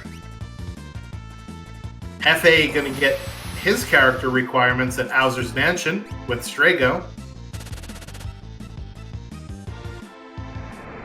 And RPG Limit Break coming through with some huge plays. Thank you so much for the raid. Come on in, Raiders. We're playing the Final Fantasy VI Worlds Collide randomizer. Yeah, welcome. And we're trying to down that clown. We're almost there here. Yeah, we're getting close. It's been a bit of a definitely a tougher time, but it's been entertaining. So welcome everyone from RPG Limit Break. Schwantz, I know it's hard to tell who's in the lead right now, but I'm really kind of liking Nani Gray's position. They're not only are they getting their progression pretty quick here, their team is pretty strong. Yeah, I think Hefe's offense is slightly ahead with the with their Illuminas and not relying on shock as much, but actually no, I take that back. Nani Gray has Bahamut and Bolt 3, so never mind. And then there goes Ultras. And I think they got their Mog dice jumping right now. Yep, so that's a pretty good build, and there's Gao for our 7th character. They just need one more Esper here. I didn't quite get to see what their levels are. We will be able to see when we get the party reform screen here. Well, Gao is 31, but we don't know what the rest of them are until we pull up the menu. Jex Farrak is at level 34, and is going to get their Edgar here at the end of the Magitech Factory.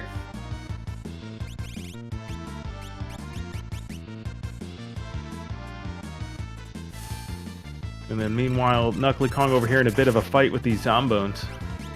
Yeah, these are pretty beefy enemies. Usually, they're not a big deal because we can just drop a Phoenix down on them. But remember, this is a permadeath seed, so we don't want to waste our Phoenix downs. We only have 6 of them, and we're not getting more. It looks like Nani Gray's levels are 37, high 30s. Oh, and deciding to do... Yeah, I like this play. You've already peaked it. You know Fanatic's Tower is always progression, so seeing the non-character sprite, that soldier sprite, they know this is going to be an Esper, so they could go hunting around to some faster checks, but they don't know for sure if they're Esper, so I like this move, and help maybe hit that dragon, get some levels. Oh, hey, there are Warp Stones in Jador. Hefe did actually peak in the auction house, and the fact that he's flying away kind of tells me that there were no shiny stones available at the auction house, so the maximum amount of Espers in the auction house this seed is at 1. And it looks like Hefe is going to go chase Edgar's checks here. Remember, he left Ancient Castle towards the beginning of the seed, right? He left this check where it was, so... Yeah, he definitely did, so I guess he's going back. Oh, and there's our Celeste. Now we know how we got our Edgar. All right, Edgar, again, back in Logic. This is just like the seed we played the other day. I think we did commentary on it, actually, right? Where we got Edgar out of Logic, and then we got Celeste later to put it all back in. Yeah, I think that was the Chaos tournament. All right, so Edgar's Underground Adventure, as Chadius calls it, and we'll see what the heck's down here. We'll see what's at Ancient Castle. Remember, there are no bosses down here, just the dragon. That's optional. And we need to get to 14 bosses for skip. So let's do a quick boss counter check. Knuckly Kong is at 7. Nani Gray is at 11. Hefe is at 10. And Jexvarok is at 1, 5, 6, 7, 8, 9, maybe 10. Did he do Moogle Defense? If he did, then he's at 10. I believe they, yeah, they did. Yeah. So that's 10 for Jexvarok. So Nani Gray at the end of this is only going to need 2 bosses. Oh, and there's Locke down in the Ancient Castle. So there's another way through this seed. But Nani Gray needing 2 more bosses when they get to the bottom of this. I think a good move from them would be to go into the tower and just full clear the right side lane up the middle, get those 3 bosses out of the way, warp out and reform, especially with the shuffled statues. It's always nice to do that. Ooh, fire shield at the top. Yeah, I agree. Doing that where we do some Kefka Tower shenanigans, fighting those 3 bosses, Inferno, Guardian, and Poltergeist spots with your entire team will make it go a lot faster. And then fighting the side bosses, which will either be Doom or Poltergeist or Goddess, right? We're going to have to fight them as 2 of our 3 statues. Doing that with a party of 2 instead of a party of 1 is way more palpable in my eyes as well. So I agree with you, Papa Shango. That's a good strategy there. When someone on Hefe's side just learned Quick. It's a great way to get through the final fight. In those statues, too, would really help avoiding damage. All right, so that's Hefe's 8th character there. And I think the dragon just dropped another elemental shield as if we don't have enough of those already. Worst case scenario, you can just yeet them at Kefka towards the end, or even those statue bosses. All right, red dragon here. Going to get the Bahamut summon from Realm. And let's see what's at the top of Fanatic's Tower. You got another Ultros. This is Ultros number 1, the one with no tentacles, all teeth.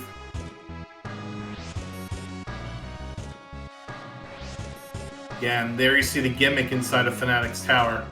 Only magical spells here.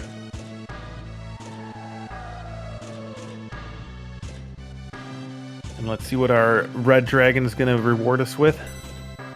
Besides a lot of experience. Behemoth suit, ooh. That's not terrible. Is Realm in our party? She could naturally use that. Yeah, I believe Jex did put... Yep, he's got Realm. There you go. Alright, Nani Gray on their way back down Fanatic's Tower, and as you mentioned earlier, Papa Shango, that this is definitely an Esper, because this is guaranteed progression. Alright, and Hefe looks like they're taking Locke to South Figaro Cave, a very fast Locke check. It's always a nice quick boss. Oh, and a very slow never mind, boss. not so quick. Yeah, so in Worlds Collide, piranhas are different than in vanilla. In the vanilla speedrun, the runners would usually listen for an audio cue as to when Rizopus appears. But in Worlds Collide, Rizopus will appear between 5 and 55 seconds after the start of the fight. And you don't know which. And it always feels like 55. Yeah, it does. This is always... It's not a particularly difficult fight, and it's just annoying. Alright, so Jexvarok is going to get their 7th character here at the end of Owzer's Mansion. Knuckly Kong is in the Magitech Factory, is that correct? He is, yes. Okay.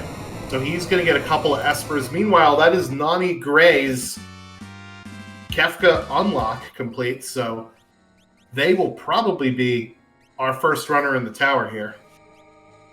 Yeah, I think so. And a magic power +2 on that Esper. A little late in the seed, but every little bit helps. Yeah, we're not going to be gaining a ton of levels here. And as we mentioned, that is a 12 bosses complete. So I think your strategy of overloading the third party, or party number 3, which will take the middle path through Kefka Tower, is the right idea for him here. Looks like, buying some earrings. I only bought a couple of those in the beginning of the game. Yeah, so earrings will boost our magic power by 25% per earring that we're wearing. So really good to have those if we're going to be using magic, and we definitely are with at least a couple of our characters. And oh hey, we got yet another character for Hefe. That is Terra. Oh, Terra's always, usually nice to find, maybe not in this situation. She does come with some pretty quick checks with some bosses. You know what else yeah, I was going to say, you know what else she comes with? A free Valiant knife if we want to go get it. Yeah, I was going to say, definitely go right there. Especially Hefe's got that offering to go with it. Well, Nani Gray doing some shopping. It looks like getting ready to... Oh, is this an ultimate counter? Uh-oh. Oh, man, Knuckly Kong could not catch a break. Luckily... And Grand Train! Grand Train! Yeah, SR Behemoth not playing around. No, yeah, he can get pretty aggressive. Usually it's just from the counters if you hit him with Pearl or Flare, but he just straight up just said, no, you're out of here, Knuckly Kong. That was a monster kill. Just party hitting the deck there, and hey, look at what Nani Gray is doing.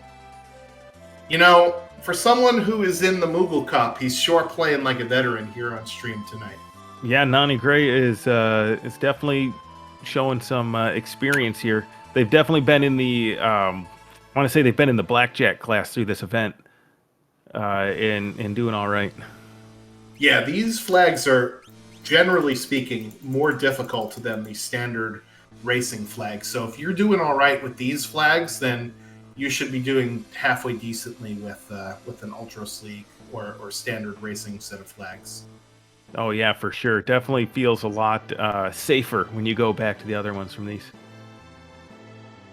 All right, so Chrono, who is one of our trackers tonight, huge shout out to you for keeping us honest there. Says that Hefe is going to be at 12 bosses after this Dabbing Umaro fight. They still need to get 2 more espers, so they might be going into Kefka's Tower just at the skip naturally, instead of doing what Nani Gray is doing and clearing the whole thing out. Yeah, I definitely see that happening, and this is going to be a nice close race. It'll be an exciting finish. Oh, and a W win coming out from the Behemoth now. Jeez. So yeah, this is that random elemental scaling coming back into play there. Hefe grabbing another Esper and that VK. Let's see who can wear it. Show me the money. Strago, Realm, Locke, and Umaro. Alright, so Umaro has been in his party the whole time, so guess where that Valiant Knife is going here, Papa Shango. Oh yeah, right on that Yeti. It's always fun to see it. We got some nice, a nice treat here today. We got a offering Valiant Knife Yeti. We've got an Imp Jumper. We've got Bahamut casting. We got a lot of variety of builds here. It's great to see. And we're getting to play with Shock, so a lot of things we normally don't get to see. Really, really cool, as you mentioned. I still love Imp Jumping, even if it's not the best build, right, that you could have. If I have access to it, I will go for it every time. Oh yeah, for sure. It's just fun to do, to see that little green turtle just flying through the air. It's great. I mean, well, it kind of looks like a turtle. Do you think, is the imp a turtle? What kind of creature is it? Just an imp? Yeah, I think it's... So, there is something in Japanese lore with the green cherry and the imp. And I'm not quite sure how it all goes, and I will definitely screw it all up, so I'm not going to even bother trying. But if someone in the chat who is smarter than me knows the exact creature that an imp is supposed to be, it has something to do with the fact that it's something with a green cherry, because that's the item that cures you of your imp status, right? It's a kappa. So Jesus the Frog comes in with, a Japanese monster we should absolutely not look up. There we go. Ooh, and Hefe replaced the Yeti, put lock in. I wonder if the fact that Yeti was dead contributed to that decision at all. Or maybe, is he out of Phoenix Downs? I don't know if he's out or just didn't want to use it. Well, lock didn't look real that high a level. Yeah, because Yeti is uncontrollable, so that's one of the prohibiting factors for him. All right, so Knuckly is at 9 Espers and is going to get an 8th character here. So he's going to get some levels, which will help him out for sure. Definitely. And Hefe looks like... Oh, I don't think we saw this. No. Oh, he's got Terra, so he can do this. That is correct. So if you were to go do this without Terra, you wouldn't be able to get the reward at the end of this here. And he's doing it in the world of Ruin, I believe, because he removed that guy that was laying at the bottom of the building.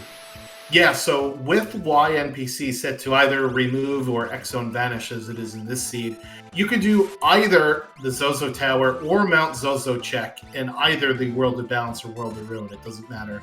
You just have to remove some obstacles in your way. In the World of Ruin, there's that guy lying down there, and in both of them, there are that locked door with the rust in it. And Nani Gray here, they're taking on the dragon. I guess just felt like they wanted a couple more levels. They're at level 41. I think they're probably all right, but better safe than sorry. And you never know, you could get a good another Illumina or something here. Yeah, remember, bosses are going to be maximum scaled at level 45. And just remember, Papa Shango, who these bosses are. It's not... See, normally, if it was just like, oh, the bosses are level 45, whatever, not a big deal. But we are going to be fighting Poltergeist, Doom, and Goddess in Kefka's Tower. So having more levels, even over 40, is probably ideal in this type of seed. I don't know what they're looking for in terms of treasure. I would stop looting immediately. But I'm okay with them getting more levels, because like I said, we're going to be fighting 3 of the toughest bosses in the game here. Yeah, for sure. And we do have a lot of level-based offense. In the meantime, Hefe over at Zozo just got a snow muffler for his reward at the top of the building there in Mount Zozo. Now we're going to peek. I like this one peeking Mobliz. See if this is... You can talk to this little girl, and she'll tell you what is at the town waiting for you here. Ooh, Cyan. Probably not taking him away. We don't need any more characters. No, definitely not. We'll let him continue looking after all the orphans. All right, so Hefe, does he have Strago? He does have Strago. So if he was to go peek Fanatic's Tower, he could see that is where he could pick up his go mode. But that is a rough check. It's probably 5 minutes at least up and down, plus the boss. And then add in more time if you want to take the dragon. He's taking the Moogle Charm off. Ooh. So I think I know what this is. Do you know what this is? I don't. So he's probably trying to get off of level 5 to go fight Doomgaze. Oh, yeah. That's a good point. And that forgot all about it. I just put Doomgaze from my mind. And that enemy is certainly not going to do it. So he's going to pack up shop and go to another part of the world. And is going to go grind in a different biome. So he's now going to walk around in the desert for a little bit. And hopefully, like Moses, he'll talk to a burning bush. And he'll be back with some levels. Ooh, this isn't the one you want to see. Yeah, this is the fight you want to run away from. These are the bad ninjas. So with the ability elemental scaling, does that affect the thrown weapons from these ninjas, or no? Will they still throw things every time? No, they'll still throw things. It's only with spells that are cast. Ooh, and Noni Gray's got the Stooges waiting for them at the Guardian spot. So not only do we have the Warring Triad waiting for us, we got one of the tougher bosses too here in these Stooges. Yeah, KT is not kind. The seed has not been kind to our runners there. Jex Varrock getting his 8th character with Go-Go from Ebbets Rock.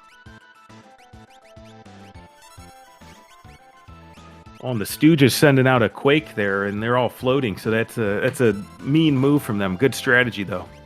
Tursman says that's how Moses gained most of his levels. Well, he should have stayed out there longer. We'd have 15 commandments instead of 10, I guess, huh? There's a Mel Brooks joke in there if you know where to look. Oh, yeah, Mel right, Brooks movies are great. Well, Doomgaze immediately bodying Locke right away, but I think he's our Valiant Knife offering user, so maybe that's not such a bad thing. Ooh, I don't know if he's gonna survive that though. That's not nice. Oh, and Nani Gray, one character with 9 HP, one with 6 HP, struggling to hold on here, but thankfully gets to heal.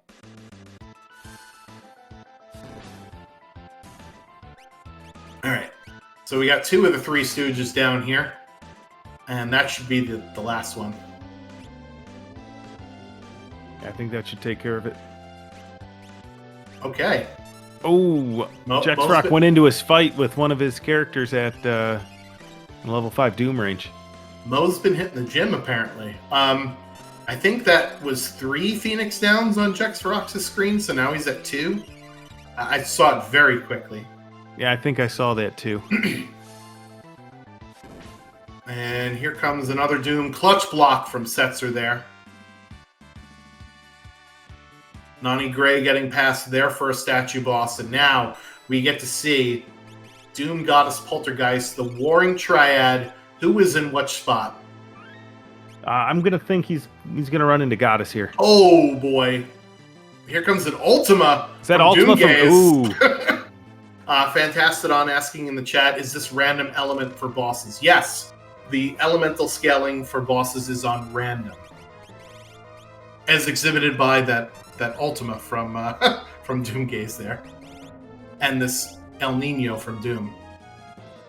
Oh, and Hefe decides against it. He's gonna check elsewhere for his last Esper. I don't blame him. All right, so Nani Gray here against the first of the statue bosses, Doom. So Doom will absorb ice, is weak to Pearl and Fire. So we're hoping for some Illumina procs there. And there's another Doomgaze Ultima. Wow. Yeah, he's not playing around. All right, so Jexarock down to 1 Phoenix down after this one. So Doomgaze not giving up his skies easy. Yeah, very high physical defense, very high magic defense, a hyperdrive. Oh, survives. Oh, the imp tanked it like a champ. All those levels paying off for Nani Gray. That sets her doing over 8,000 damage per swing. Yeah, so here comes the second phase of Doom, where he will cast Force Field on himself, and he will then eliminate 1 elemental ability from the pool. And he also gains the image status, which means that he will always get his physical attacks against them. They will miss on the first try, and each attack has a 50% chance of breaking that status. However, the Illumina is busted, and it always hits. So that is why that hit right there, and we're down another boss there for Nani Gray, and they will be getting their skip, I believe, with that boss. Yes? I think it should do it, if they didn't already get it. Okay, they're at 15 bosses, so yeah, they did it when they killed the Inferno spot. All right, now here comes the hard part. Yeah, so I would have liked to have gone up to the save point and peeked which boss is on which side. We know one of them is going to be Poltergeist and one of them is going to be Goddess. And I think knowing that information might have been helpful. Hopefully he goes outside of the tower and saves. Oh, he's going back in. Going right in. We'll see if they decide to take the save point in the middle first or not. Okay. Yeah, that's true. But they won't be able to reform their party, though. At least not use the skip. The skip you only get to use 1 time. So using the skip to get in, if they end up in a bad spot and want to warp out, they're going to have to walk the tower again. All right, Hefe did go to the cave to the sealed gate and did find their last Esper there for go mode. How many bosses do they have? They have 12. So I think they're going to do the same strategy that we saw Nani Gray do, which is overload party 3, walk up through the middle of the tower as normal, and then warp back in and fight our 2 side statues. Yep, for sure. So that puts Nani Gray in a decided advantage here, for sure. I was thinking Hefe might catch up in the bosses, but looks like didn't happen.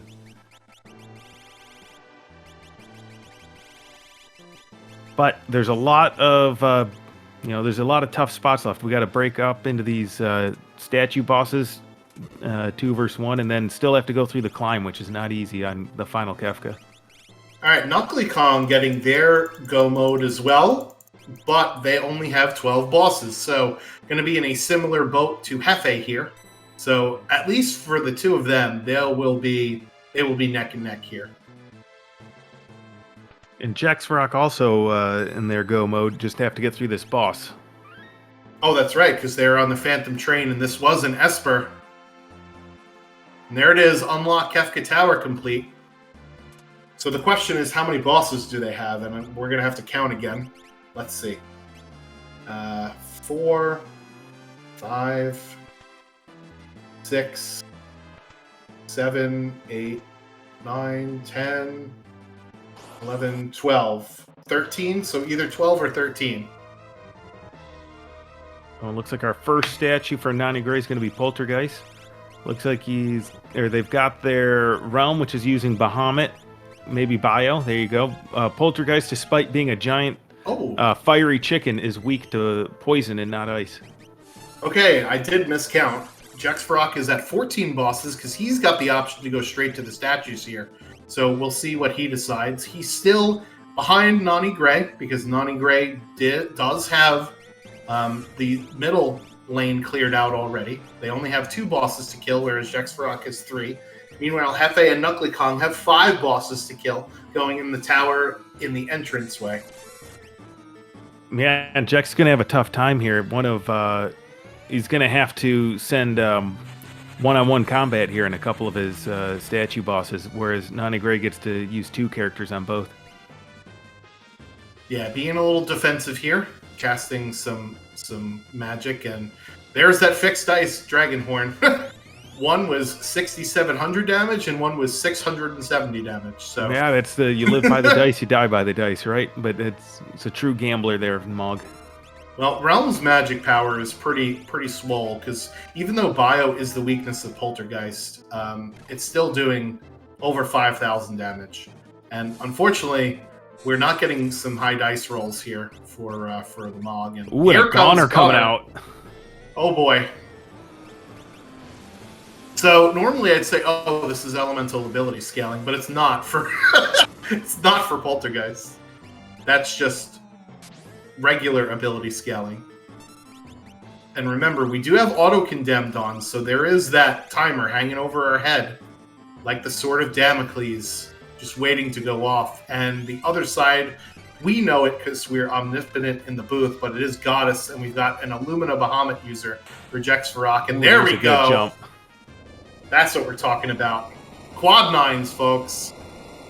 Taking down that spicy chicken. Ooh, and that Bahamut doing quad 9s for Jax Rock. Yeah, so Bahamut does ignore magic defense, so that is why it is one of the better spells to have. You know what's not good is that Pro Proc, one of the few bosses you don't want to see that. Yeah, so multi-summon is on in this flag set, and Jax Rock putting it to good usage here with Bahamut. Alright, so that's Goddess down for Jax Rock.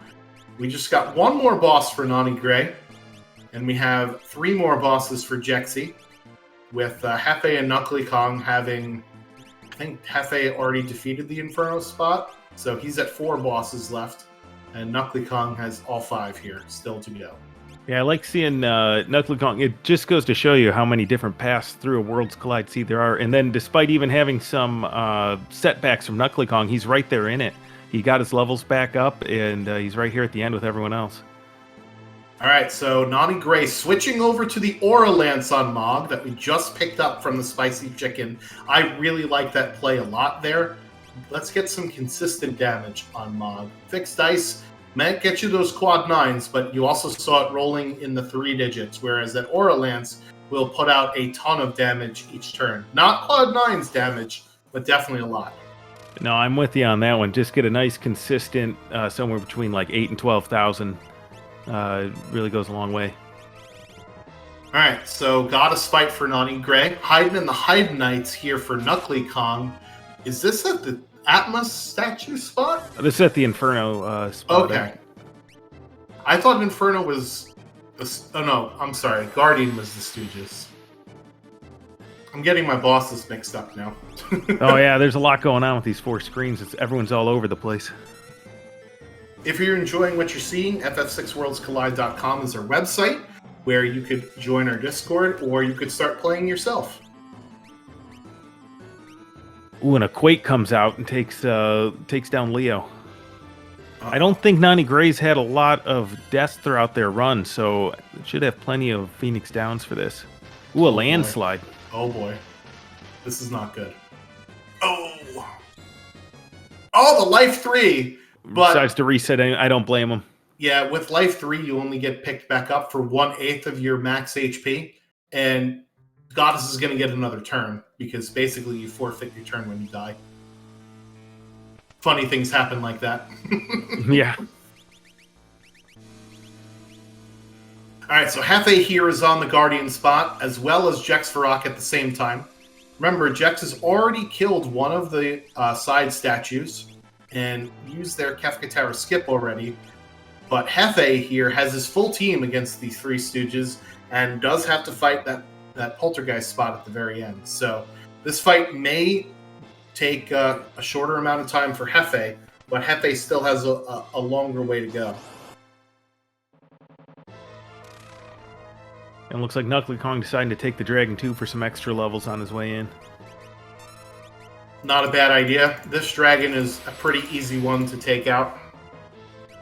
So Nani Gray is showing off here. Procs. Yeah, Nani Gray's showing off here about how good Shock is in the beginning, but how it tails off. This Shock from Leo only doing about 3,000 damage at best. Yeah, it's even worse on the final boss, because Shock is an ability that does have a property where its damage gets reduced by 50% if there are more than one target on the screen. So that's not the case in this fight. Goddess just has very high magical defense, and Shock is not defense ignoring. It is non-elemental, which is what makes it really good, but it doesn't ignore defense. Here we go. Oh, I thought Shrago was going to throw a shield. Ooh, a Grand Train coming out. Everybody hop on the train and ride it. Oh. Yeah, I might break one of these shields here if I was Nani Gray. Because you can't use Bolt 3 because Goddess absorbs Bolt. Can't use Pearl because Goddess absorbs Pearl. So now's the time to yeet that shield. And I believe that Madwin Esper's not going to do anything either, because the absorptions take priority over any sort of weaknesses. So Madwin being a tri-elemental, right? Or is Madwin non-elemental? Yeah, so Tritalk is the tri-elemental. Madwin is non-elemental, but it's so weak. It does even less damage than Meteor does, which is pitiful damage. Oh, wow. So, yeah, you don't want to use it. Would you consider swapping the Bahamut Esper over to Leo for this fight? Absolutely. Yeah, so don't be afraid to swap equipment or whatever it is based on need in this final fight. Yeah, so gonna have to pick Leo up with a Phoenix down, but doing it out of battle is gonna be much easier than doing it in battle. And you know what? Honestly, he doesn't need the levels right now, because Kefka is going to be the same scaling as always. And level 45 Kefka is a pretty, I don't want to say easy, but it is definitely way quicker than what a standard race usually gets you. And yeah, he has all 5 or 6. He had all 6 of his Phoenix Downs there, so that's fine. Meanwhile, Hefe getting through and Jex Varrock both got through their Doom statue, so they're getting real close to getting on these switches as well. We got a tight race on our hands. Yeah, Doom opening up with Quake for Hefe. Thankfully, his lock wasn't at super duper low HP. Remember, he's got that Valiant Knife offering on lock. So we want to keep him at low HP, but also we only have 4 Phoenix Downs, right? And it is a permadeath seed. And I believe I didn't see Hefe peek the statues either, so that's another one where they're just warping out and they're going to see what happens. Yeah, maybe they're just confident in their parties. For me, I'm very much a person where information is king. If I know what I'm walking into, I have a much easier time strategizing what I'm going to do. But, these runners are really good. So they are just saying, I'm just going to react to what happens. Yeah, Hefe does have that offering with the Valiant Knife. And then also the Bahamut with Realm. So I suppose they split them up. They don't have any issues. They can get through anything with those. Yep, absolutely agree. All right, so Nani Gray here going to set up his party for Final Kefka. So starting at 1:38:16, chat, how long do we think this Final Kefka fight will last? I think that the lack of calmness protection outside of Life 3 can be sort of an issue. And we don't have Siren either, right, for Magic. So I'm going to predict a 9-minute and 21-second fight here. What about you, Papa Shango? I think they're going to be able to get through it a little bit faster. I'm gonna go with an 8.5-minute fight. They do have Phantom as calmness protection. It's a little dicey to use, especially. The problem is Phantom is on Mog, which I believe is their only character that's going to break the damage cap. So with Phantom on tier 3, you need to pretty much cast Phantom and then immediately try and kill Sleep there. And it's going to be tough to cast it and then do the attack with Mog. But we'll see what happens. 1 HP on Edgar there. And then a Hyperdrive followed by a Blaster on Jexfarok there. I think it was 1:38:16 that he started, correct? I believe so. I don't know. And there's Edgar not getting good dice rolls there. Ooh, he avoids the Goner. Great jump. Yeah, so let's talk about this final fight here. Tier 1 is kind of the armor check of Kefka. All of these parts will do physical counterattacks to you. We want to kill the head first. Otherwise, it'll death counter with Quake. And then that long arm is both instant deathable and petrifiable. So we want to take that out next. And then that balled up fist counters everything with physical attacks, so we take that out last. Move on to tier 2, 4 different parts. We do not have mute, I don't think anyway, for magic that would nullify it. Tools can be instant death. Tiger is weak to ice, and then hit does 10 hits upon death. So 4 different parts on this tier, and we'll see how Nani Gray gets through it. The other quirk about the final fight is if one of your characters is dead during the transition from one tier to the other, they get replaced with somebody off the bench. And in the vanilla game, this normally isn't a big deal because we have had our characters leveled up at various different times throughout our run. That's not the case with Worlds Collide. We've had our 4 main characters, and we've tried to use them the whole time, and oh no, do we not have a green cherry? Oh, there we go. We do have a green cherry. Oh, but oh wow, are we doing a 3000 IQ play here? No, he's just going to do fixed dice. So fixed dice doesn't care if you're an imp or not. It'll do the same amount of damage. I really like that move because Leo wasn't doing a whole lot with his shock anyways. I thought he was going to put on the imp halberd, and I realized that's what I was hoping. This jump. Yeah, so quad 9's on the first dice roll there. The problem is, though, that as an imp, you have very low defense. So this could be a problem depending upon what the heck happens here. So with no mute, Schwantz, do you like to take out Magic first or Tiger still? Tiger still, but Magic is definitely second on my list. And it might depend on exactly what I've got. If I have that's a Lumina user. Yeah, if I have a lot of elemental shields, then Magic is not as big of a threat to me. And Goddess coming out with an Ultima? No, that's Hefe with his own Ultima. Knuckly Kong does peek the bosses there. And Setzer, meanwhile, oh no, he popping off on the team. Oh, and I think Realm was the one targeting Setzer to try and unmuddle him. Oh boy. So so the problem is Mog cannot attack Setzer because Mog has jump. And fixed dice is a bad idea. Oh boy. Fixed dice is very risky. Very risky, but really not much else they could do there. All right, so Jexfarok is our second person at Final Kefka there.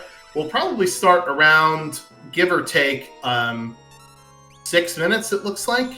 Yeah, 6 minutes after after Nani Gray here. We'll see if he has what it takes to catch up. Remember, Jexrock and Hefe, and I believe Knuckly Kong too, all three of them went to Magitech factories, so they have Golem and Fenrir for comless protection. Yeah, I believe they all did. This is still anyone's game here. The tier 2, as we saw with the Muddle, can really, or Doom Tusk could come out, can really cause problems. Tier 3 is always difficult. We'll get to that in a minute. And wipes can happen. Yeah, Kefka's a great equalizer. Yep, and I don't think we have instant death either, except on our person who is now imped. So, I was going to say, I know they had Doom. They used it on the arm on tier 1, but yeah, they got... there you go. They're green cheering him. Yeah, it makes sense. You could still use that fixed ice. It's not like you can't use it if you don't have the imp.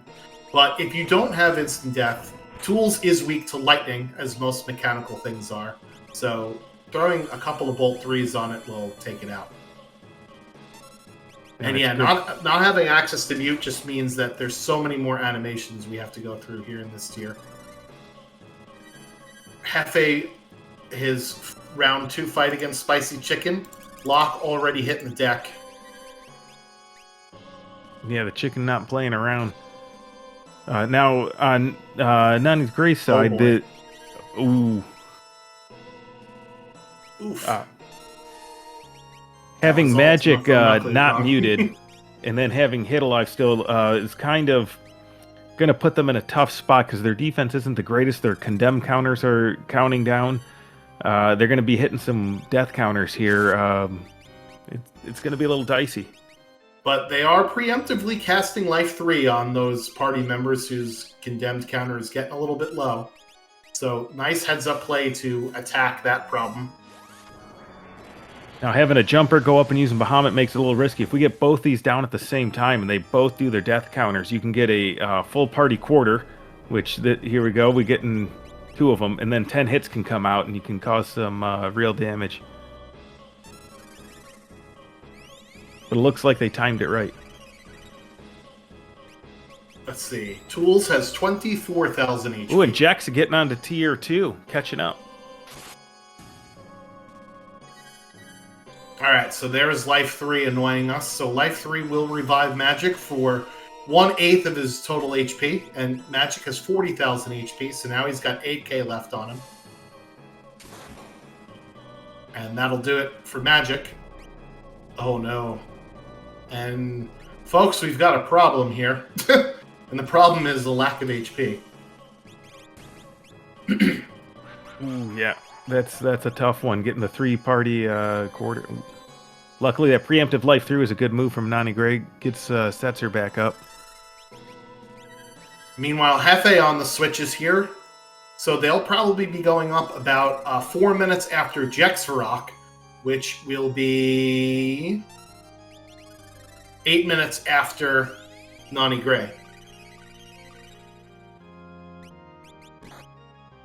So still anybody's race here. Yeah, definitely. Jex is catching up. The offense is, with that imp jumper, really putting it out there.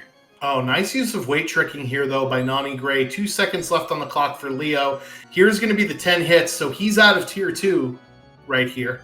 However, took a very long time on Tier 2. And we are already at a 8-minute Kefka fight, and we still have 2 more tiers to go. So my 9-minute prediction is definitely not happening. No, my 8.5. I was a little ambitious there. But Nani Gray's still getting through it, no problem, unscathed. It was a little sketchy, but full health, full party. They're looking good. Yeah, Tier 2 is definitely the worst tier in terms of time bleeding in out of Kefka there.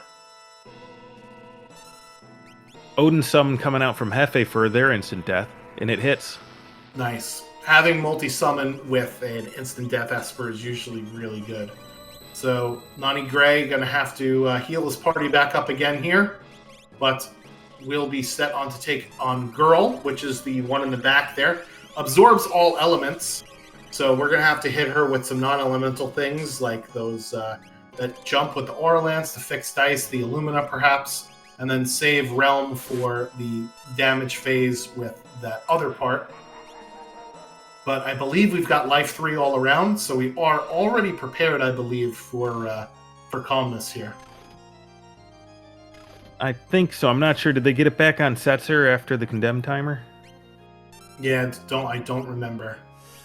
Hefe, meanwhile, using the Phantom Summon in order to avoid the physical damage that he's going to take here on Tier 1. Really nice heads-up play from him. It looks like we got a quarter counters here from Jexvarok on Tier 2, so Magic is on its last legs here, as we got yet another quarter. Let's just hope that we can go ahead and kill Hit now. Yeah, and he's a little low on health, so hopefully it doesn't take anyone out. Oh, we get a train counter on Noni Gray, so we're getting close. Yeah, so that means that Sleep is under 10,000 HP, and what that means is at 0 is when we get our Calmness. So we're going to want to do as much damage to him right now as we can. Let's hope for a couple more jumps from Mog. There we go. Nice. There's that Calmness. Taking out Leo, but we do have that life 3 online. Let's see if it happens again, and there we go. And a single Calmness, great. On to the final part of Kefka. So what's the deal with final Kefka anyway, Papa Shango? Well, this is really just kind of a DPS race. He will open up with a move called Fallen One, unless you can get over 30,000 damage on him after the first round of all your characters. If you do that, then he'll get into his counterattack phase and stop and not do Fallen One. Now, his counterattacks are like Havoc, or no, we won't Havoc Ring there, but he'll Hyperdrive, physical attacks, things that will pretty much one-shot anyone it hits. So, after he gets over 30,000 damage done to him, he'll go into what's called the Goner phase. He'll start charging up his Goner, and he says a little catchphrase. I don't quite remember what it is for some reason. And while he's waiting, he holds a little head out and charging. He won't counterattack. So that's when you start breaking your shields and just pump out as much damage as you can. And when hopefully you can kill him there. I believe he's got just over 60,000 HP. Ooh, nice heads-up play from Nani Gray, knowing that you can steal a Mega Elixir from Kefka. So one way to combat Fallen One is go ahead and heal your entire party up with a Mega Elixir afterwards. Mog going to jump over Fallen One here. So we want to get to our Mega Elixir there at the very, very bottom to use on our party. So good heads-up play from him here. Meanwhile, Jexvarok is on Tier 3, and there is the Calmness coming out, but not the one we were talking about, because, you know, the Final Fantasy VI isn't confusing or anything. One part does an attack called Calmness, which puts people to sleep, and the other one puts people to permanent sleep. So, thanks for that. Yeah, it's always great. You get your heart drops, and then okay, not a big deal. And then meanwhile, we got the Goner phase coming up for Nani Gray, so we're in the final stretch here. See if they can push through it, and ooh, bad dice roll. Let's see if we can get, you know, this Bolt 3, and then remember, Mog is coming down off the top rope here. Let's see if this is enough damage to push him over the edge. Time is on the first crack, and there it is! Nani Gray, excellent work. Get your GGs in the chat for Nani. Yeah, so one of the interesting things about the auto-condemned flag is we're putting Kefka in jail. For whatever reason, the RAM can't quite handle the fact that we have an auto-condemned counter over our heads, so we get that cool, interesting cutscene. Yeah, good. Just a little extra embarrassment. I think Leo did that one on purpose. He doesn't want Kefka off too easy. He wants to see him in jail for his crimes. All right, so we are on to the final stretch here for Jexvarok as he is heading up to Final Kefka. But we do have Nani Gray in the booth with us. GG's, congratulations on your first place win. Tell us a little bit about your run there and your approach to the Havoc Ring flag set. Well, first of all, let me say, what? How? This was not supposed to happen. I was supposed to be proving my Moogleship here. Yeah, excellent work. Yeah, there were a lot of things that a seasoned runner would do that you went ahead and did. So it's really nice to see, you know, coming along pretty fast. Yeah, the permadeath flags, the auto condemned from the outset, that made me play very, very, very, very cautiously. Totally understandable. It Yeah. also definitely helps people weight trick more, right? Yeah, aggressive weight tricking. But yeah, I don't know. This was interesting. This was really interesting. What really caught me off guard too was all the bosses having the wrong elementals. Yeah, so that was something I didn't notice when first inspecting the flags. Was that you can the scaling is random and not based on the element of the boss. Yeah, and let's hear for that wombo combo on Goddess with the Quake. Yeah. All the fun stuff. I love the usage of the term wombo combo, by the way. Hey, what can I say? But yeah, what? And right now I'm just so shaken up. I can't really think of any other major highlights here. Yeah. So when you had when you got your Kefka unlock, you had 12 bosses, and you decided to go overload your one party and send them up the middle to clean out the tower before going on to fight the other two statues. So talk to us a little bit about that idea there, as Jexvarok does finish with an official time of 1:53.36, and you were 1:51.04. But yeah, go ahead. Well, anyway, regarding the what I like to call dip and a half, it's I knew I only needed 2 more bosses for skip, and knowing that it's all that the statues are going to be in their mostly vanilla locations, I did not trust this team to do a split party, and I was right not to trust it. Given the offense I had available. I mean, yeah, Shock was carrying for a while, but after that, I just had Dice Dragoon and Bolt 3, and Gauntlet Lumina.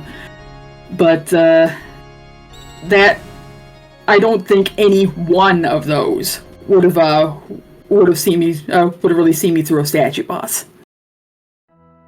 Yeah, that certainly makes sense. I thought that was the right idea, and I think Papa Shango, you had brought that up as something that you would definitely do. Oh yeah, it's definitely a great call in the situation, especially with those. Were you worried about knowing that the statues were shuffled at the end there? Was that on your mind? Well, kinda. Going up the middle, I was seriously hoping to find Goddess there. Because, knowing my offense had Pearl Element and Lightning Element, and, Goddess absorbs both of those.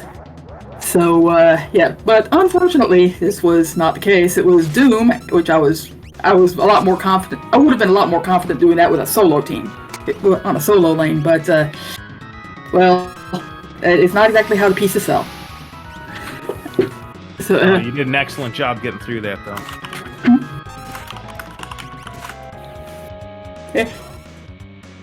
Sorry. So, was there anything that sort of affected your route with just a 2-party start, having Leo dressed as, or Sabin rather dressed as Leo, and then Setzer come on board a little bit later? Did you know sort of where you were going to go as the seed started? Well, kind of. My obviously first inclination with the Sabin start and such low starting scaling would be Imperial Camp. Go guys! Ha ha ha! Yeah, so one thing you can do with Siegfried is, as he shows up on screen, if you hold down L and R to run away immediately, you'll run away before he gets to that second part where he attacks your team. So you can save some time there. News to me. Well, listen, everybody learns something new on every time they watch a Worlds Collide seed, as I believe that is Hefe done as well. So GG's to him, 1:57.09. But yeah, lots of really good heads up strategies and plays that you made throughout this seed, not just the party ordering in Kefka's Tower. There was going over to the Coliseum, I believe. You found some stuff in there as well. I don't remember going to Colo. Okay. No, I don't think Nani went. Okay, that must have been somebody else there. So. Yeah, I was thinking about it when I had Umaro, but when I retired them, I was while I was in the neighborhood, but I had retired them at that point, and I don't like to go to the Coliseum without Umaro. Yep. Sorry, you only missed out on an offering. I don't think you had any offerings. Yeah, the very thing I ran away from in the Imperial camp. Would have helped on that Leo build that you had at the end of the game for sure. Yeah, well, honestly, the fixed dice was kind of a spur of the moment thing. I didn't realize I had green cherries, and I was kind of a Hail Mary. Can I still get him to do damage as an imp? Yeah. And speaking of imp, all that imp gear at the start. Anyway. Yeah, so Jex actually turned that into a build, because I know you turned your Mog into a Auraland Boots Horn build towards the end there, which I thought was a really good heads-up play and saying, you know what, my 3-digit dice rolls are not going to cut it. Let's do the guaranteed damage, and it really paid off there. Mm-hmm. So, any other final questions, Papa Shango, while we have Nani here? No, I don't think so. Just a great job. It was fun watching you, and you did a great job. I guess, actually, I got one more question. I noticed on the Y removed sequence breaking, did that ever cross your mind on going into Magitech or Edgar's checks or anything like that? Not really. Okay, I was, after I had already gone down to hit returners and do my usual no removing route, I remembered, oh wait, that's right, I've got the slow Y remove this time. I could have gone to a Narsh weapon shop earlier and check the Paladin shield. Because unless is Ultima a thing in these flags? It is, yeah, 256 MP. Yep. Yeah, I thought so. Okay, you didn't need it. Yeah. Yeah. You got in first place without it. So this will obviously prep us for the future flag sets in the Kefka Grand Prix. Do you have any other thoughts on the event before we let you go here? Nothing really springs to mind. All right, well, I want to thank you for volunteering to be on Restream. Can't have the races without the runners. And congratulations on your win, and hope to see you in the Moogle Cup, which should be a lot of fun. Yeah, although this is really, really, really starting to make me think, maybe, do I really even belong in that? But listen, anyway. Everybody can learn something from the Moogle Cup, right? So I encourage anyone who is, sort of newer at the game and just finding their way. You can always learn something, even a different perspective from a mentor may help you, sort of rethink how you sort of play the game. So. But yes, GG's, and we'll catch you on the next one. All right, thank you. Thank you. Bye-bye now. All right, so let's drag in our two J's, Hefe and Jexvarok. GG's, guys. Congratulations on finishing that one out. Thank you. So you guys sort of took very similar routes, Y removing into Magitech Factory and then following along, at least for Hefe, following along Edgar's path early in the seed. So let me ask one at a time. Jex, with this flag set, what was sort of your plan of attack here, taking a look at all the different potential minefields that you had to look out for? I just rolled with the punches on this one. I just went where the progression more or less told me to go. Sort of. I definitely wanted early free progression, which is why you saw me dip into the weapon shop in Mount Zozo early on. And then eventually I'm just like, I'm in need of espers, so let's go hit MTech Factory, which was a gold mine for espers.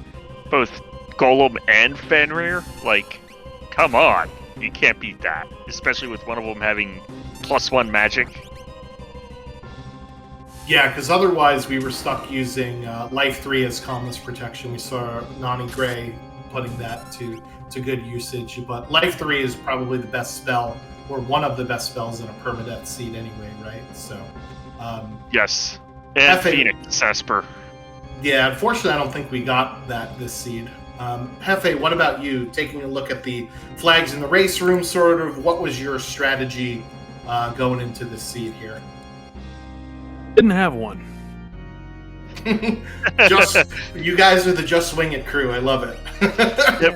Hefe and I run so many chaos feeds, so it's literally just roll with the punches. Whatever's thrown at you, just take it and keep moving. Oh, for Pretty sure. much. That was kind of my approach. Scaling, I didn't know that it would get as rough as it did. You know, whenever I got ultimated by Doomgaze, I was saying some choice 4-letter words, and I'm glad the mic was muted. Because, yeah, I was not real happy at that point. And then the first Poltergeist fight, I was not happy with it. And No. so it's an RNG fest at times, and that's what we love about randos and hate about them at the same time.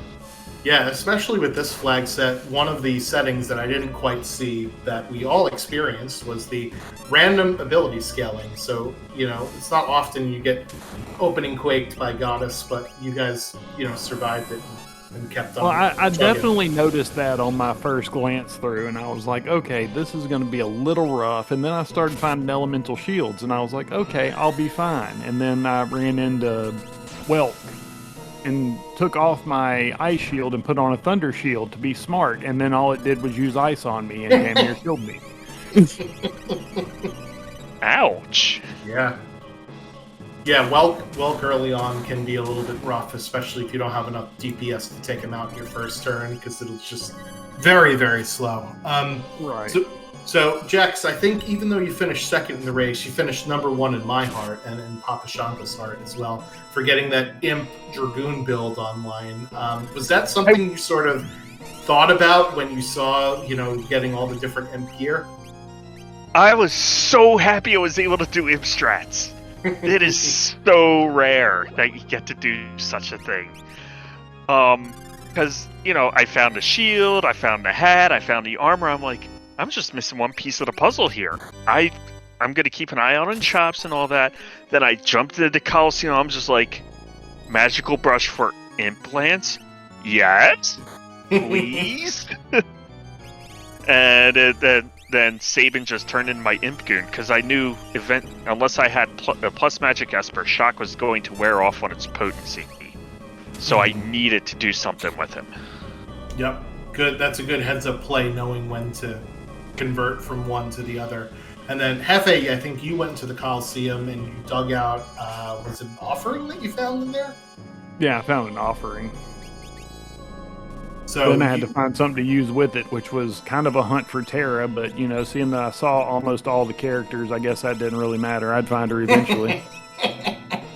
Yeah, and then I you went love back free and you went progression. back and you got that Valiant Knife, because you, along with the two other runners, picked the Esper behind the Marsh Weapon Shop, whereas Jexfarok, you picked the Valiant Knife. What was your thought picking the weapon over the Esper? Somebody's going to eventually be able to use the thing. And that was what did you my find? thought. I found a Yeti. So yeah, you were using the Yeah, Yeti. I found- Hefe, I think you pulled Locke into your party sort of as a last minute addition for that Valiant Knife offering. Was that just because you didn't trust Yeti as far as the build was concerned? Pretty much. I mean, as the way everything was going this seed, it was another thing that I could control that could go bad. So, you know, I had plenty of those on my own, so I just tried to eliminate as many of them as I could, and that was one of them that just had to go, unfortunately. He was probably, honestly, one of the best things that I had going in my party, which is why he didn't get replaced until the very end. It's hard to say goodbye. One last question for me, and then I'll turn it over to Papa Shango. And Jex, I'll start with you. Does having the 14 bosses plus Norsh battle check for skip sort of influence where your routing goes? Are you going to take more boss checks because of it?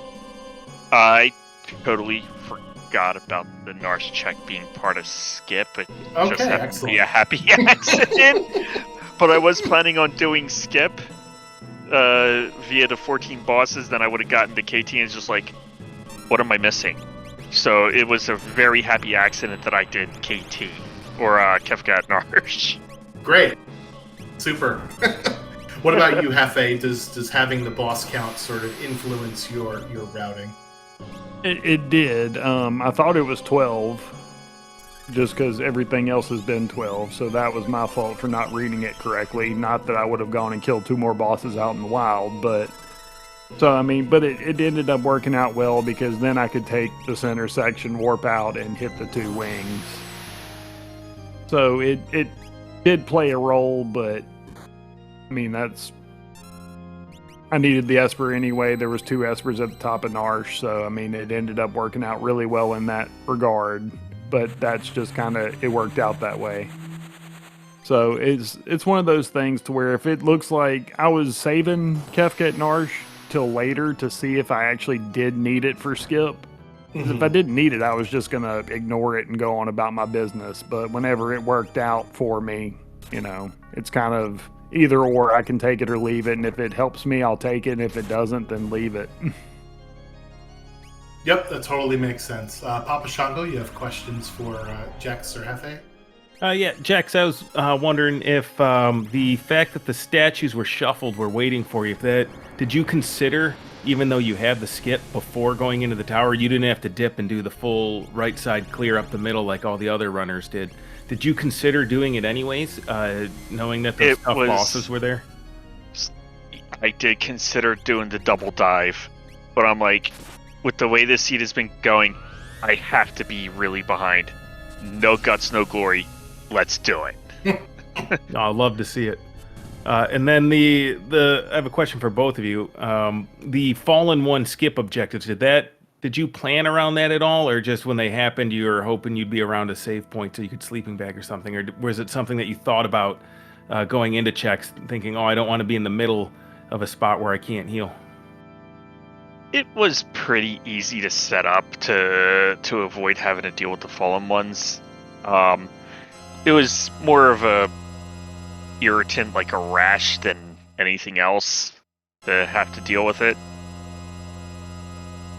Yeah, I mean, I just made sure I had plenty of sleeping bags or tents to where if, even if I had to run outside of a check in the middle of it, are there save points in pretty much every single check that you would do anyway?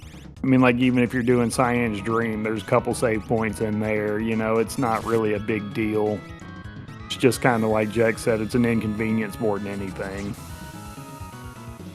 Well, fair enough. Thanks, both you guys, for running. You both put on a great show. And, Jax, you are the people's champion because you had an imp jumper and a Yeti offering Valiant Knife simultaneously at one point. It was great to see. The memes.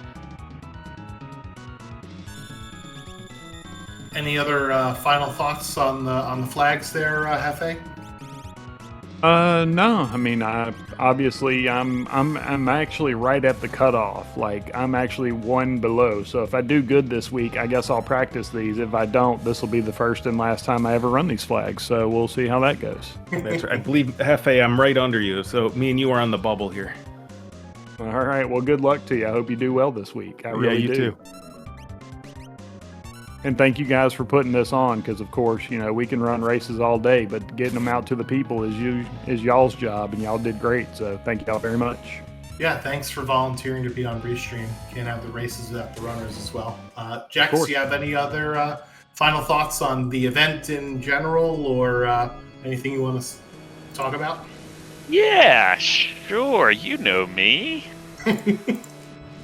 Anybody here that is new to Final Fantasy VI Worlds Collide, please come join our Discord at ff6worldscollide.com. We have quite the fantastic community. We also have a Moogle mentoring program, and I think, isn't the Moogle Cup coming up shortly? That is correct. Next week it'll start. Or yeah, next Friday. So the Moogle Cup is we pair up someone brand new to the community and brand new to this randomizer. We pair you up with somebody with a good amount of experience, and they'll teach you the routing, they'll teach you the strats, and all that fun stuff. And obviously, you get to play this wonderful randomizer. Aside from that, please give our Restream team and our runners a follow, and of course, join our community. GG's, thanks for tuning in.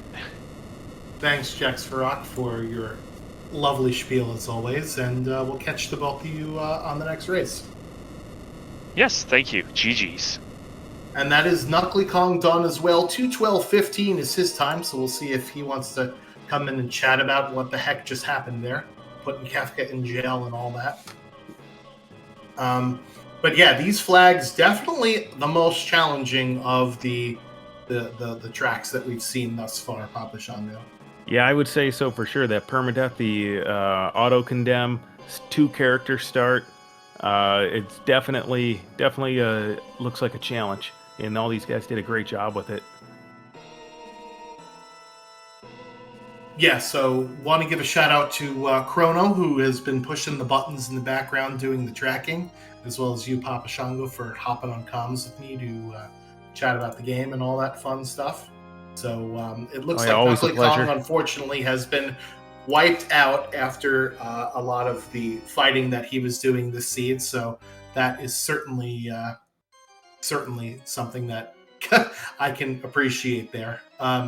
Yeah, I'm really interested to playing this flag set myself to see what I can come up with between, the high, the tough bosses that are going to be in Kefka's Tower, the permadeath, the random ability scaling, the very high level scaling, and the fact that there's a lot of other roadblocks here in these flags. It'll be interesting to see how it'll go, because again, like I mentioned, this is going to be a more difficult one than the rest, and I don't think that times in the 140s and 150s for these seeds will be out of the question, right?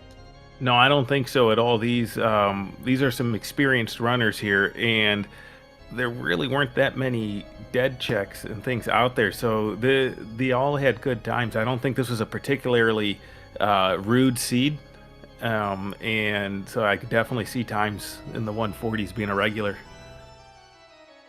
Yeah, so let's see how it goes. Thank you so much again to our Restream staff for helping putting this on. Thank you, SpeedGaming, for allowing us to host, or for hosting us on the channel. You got any other final thoughts, Papa Shango, before we dip?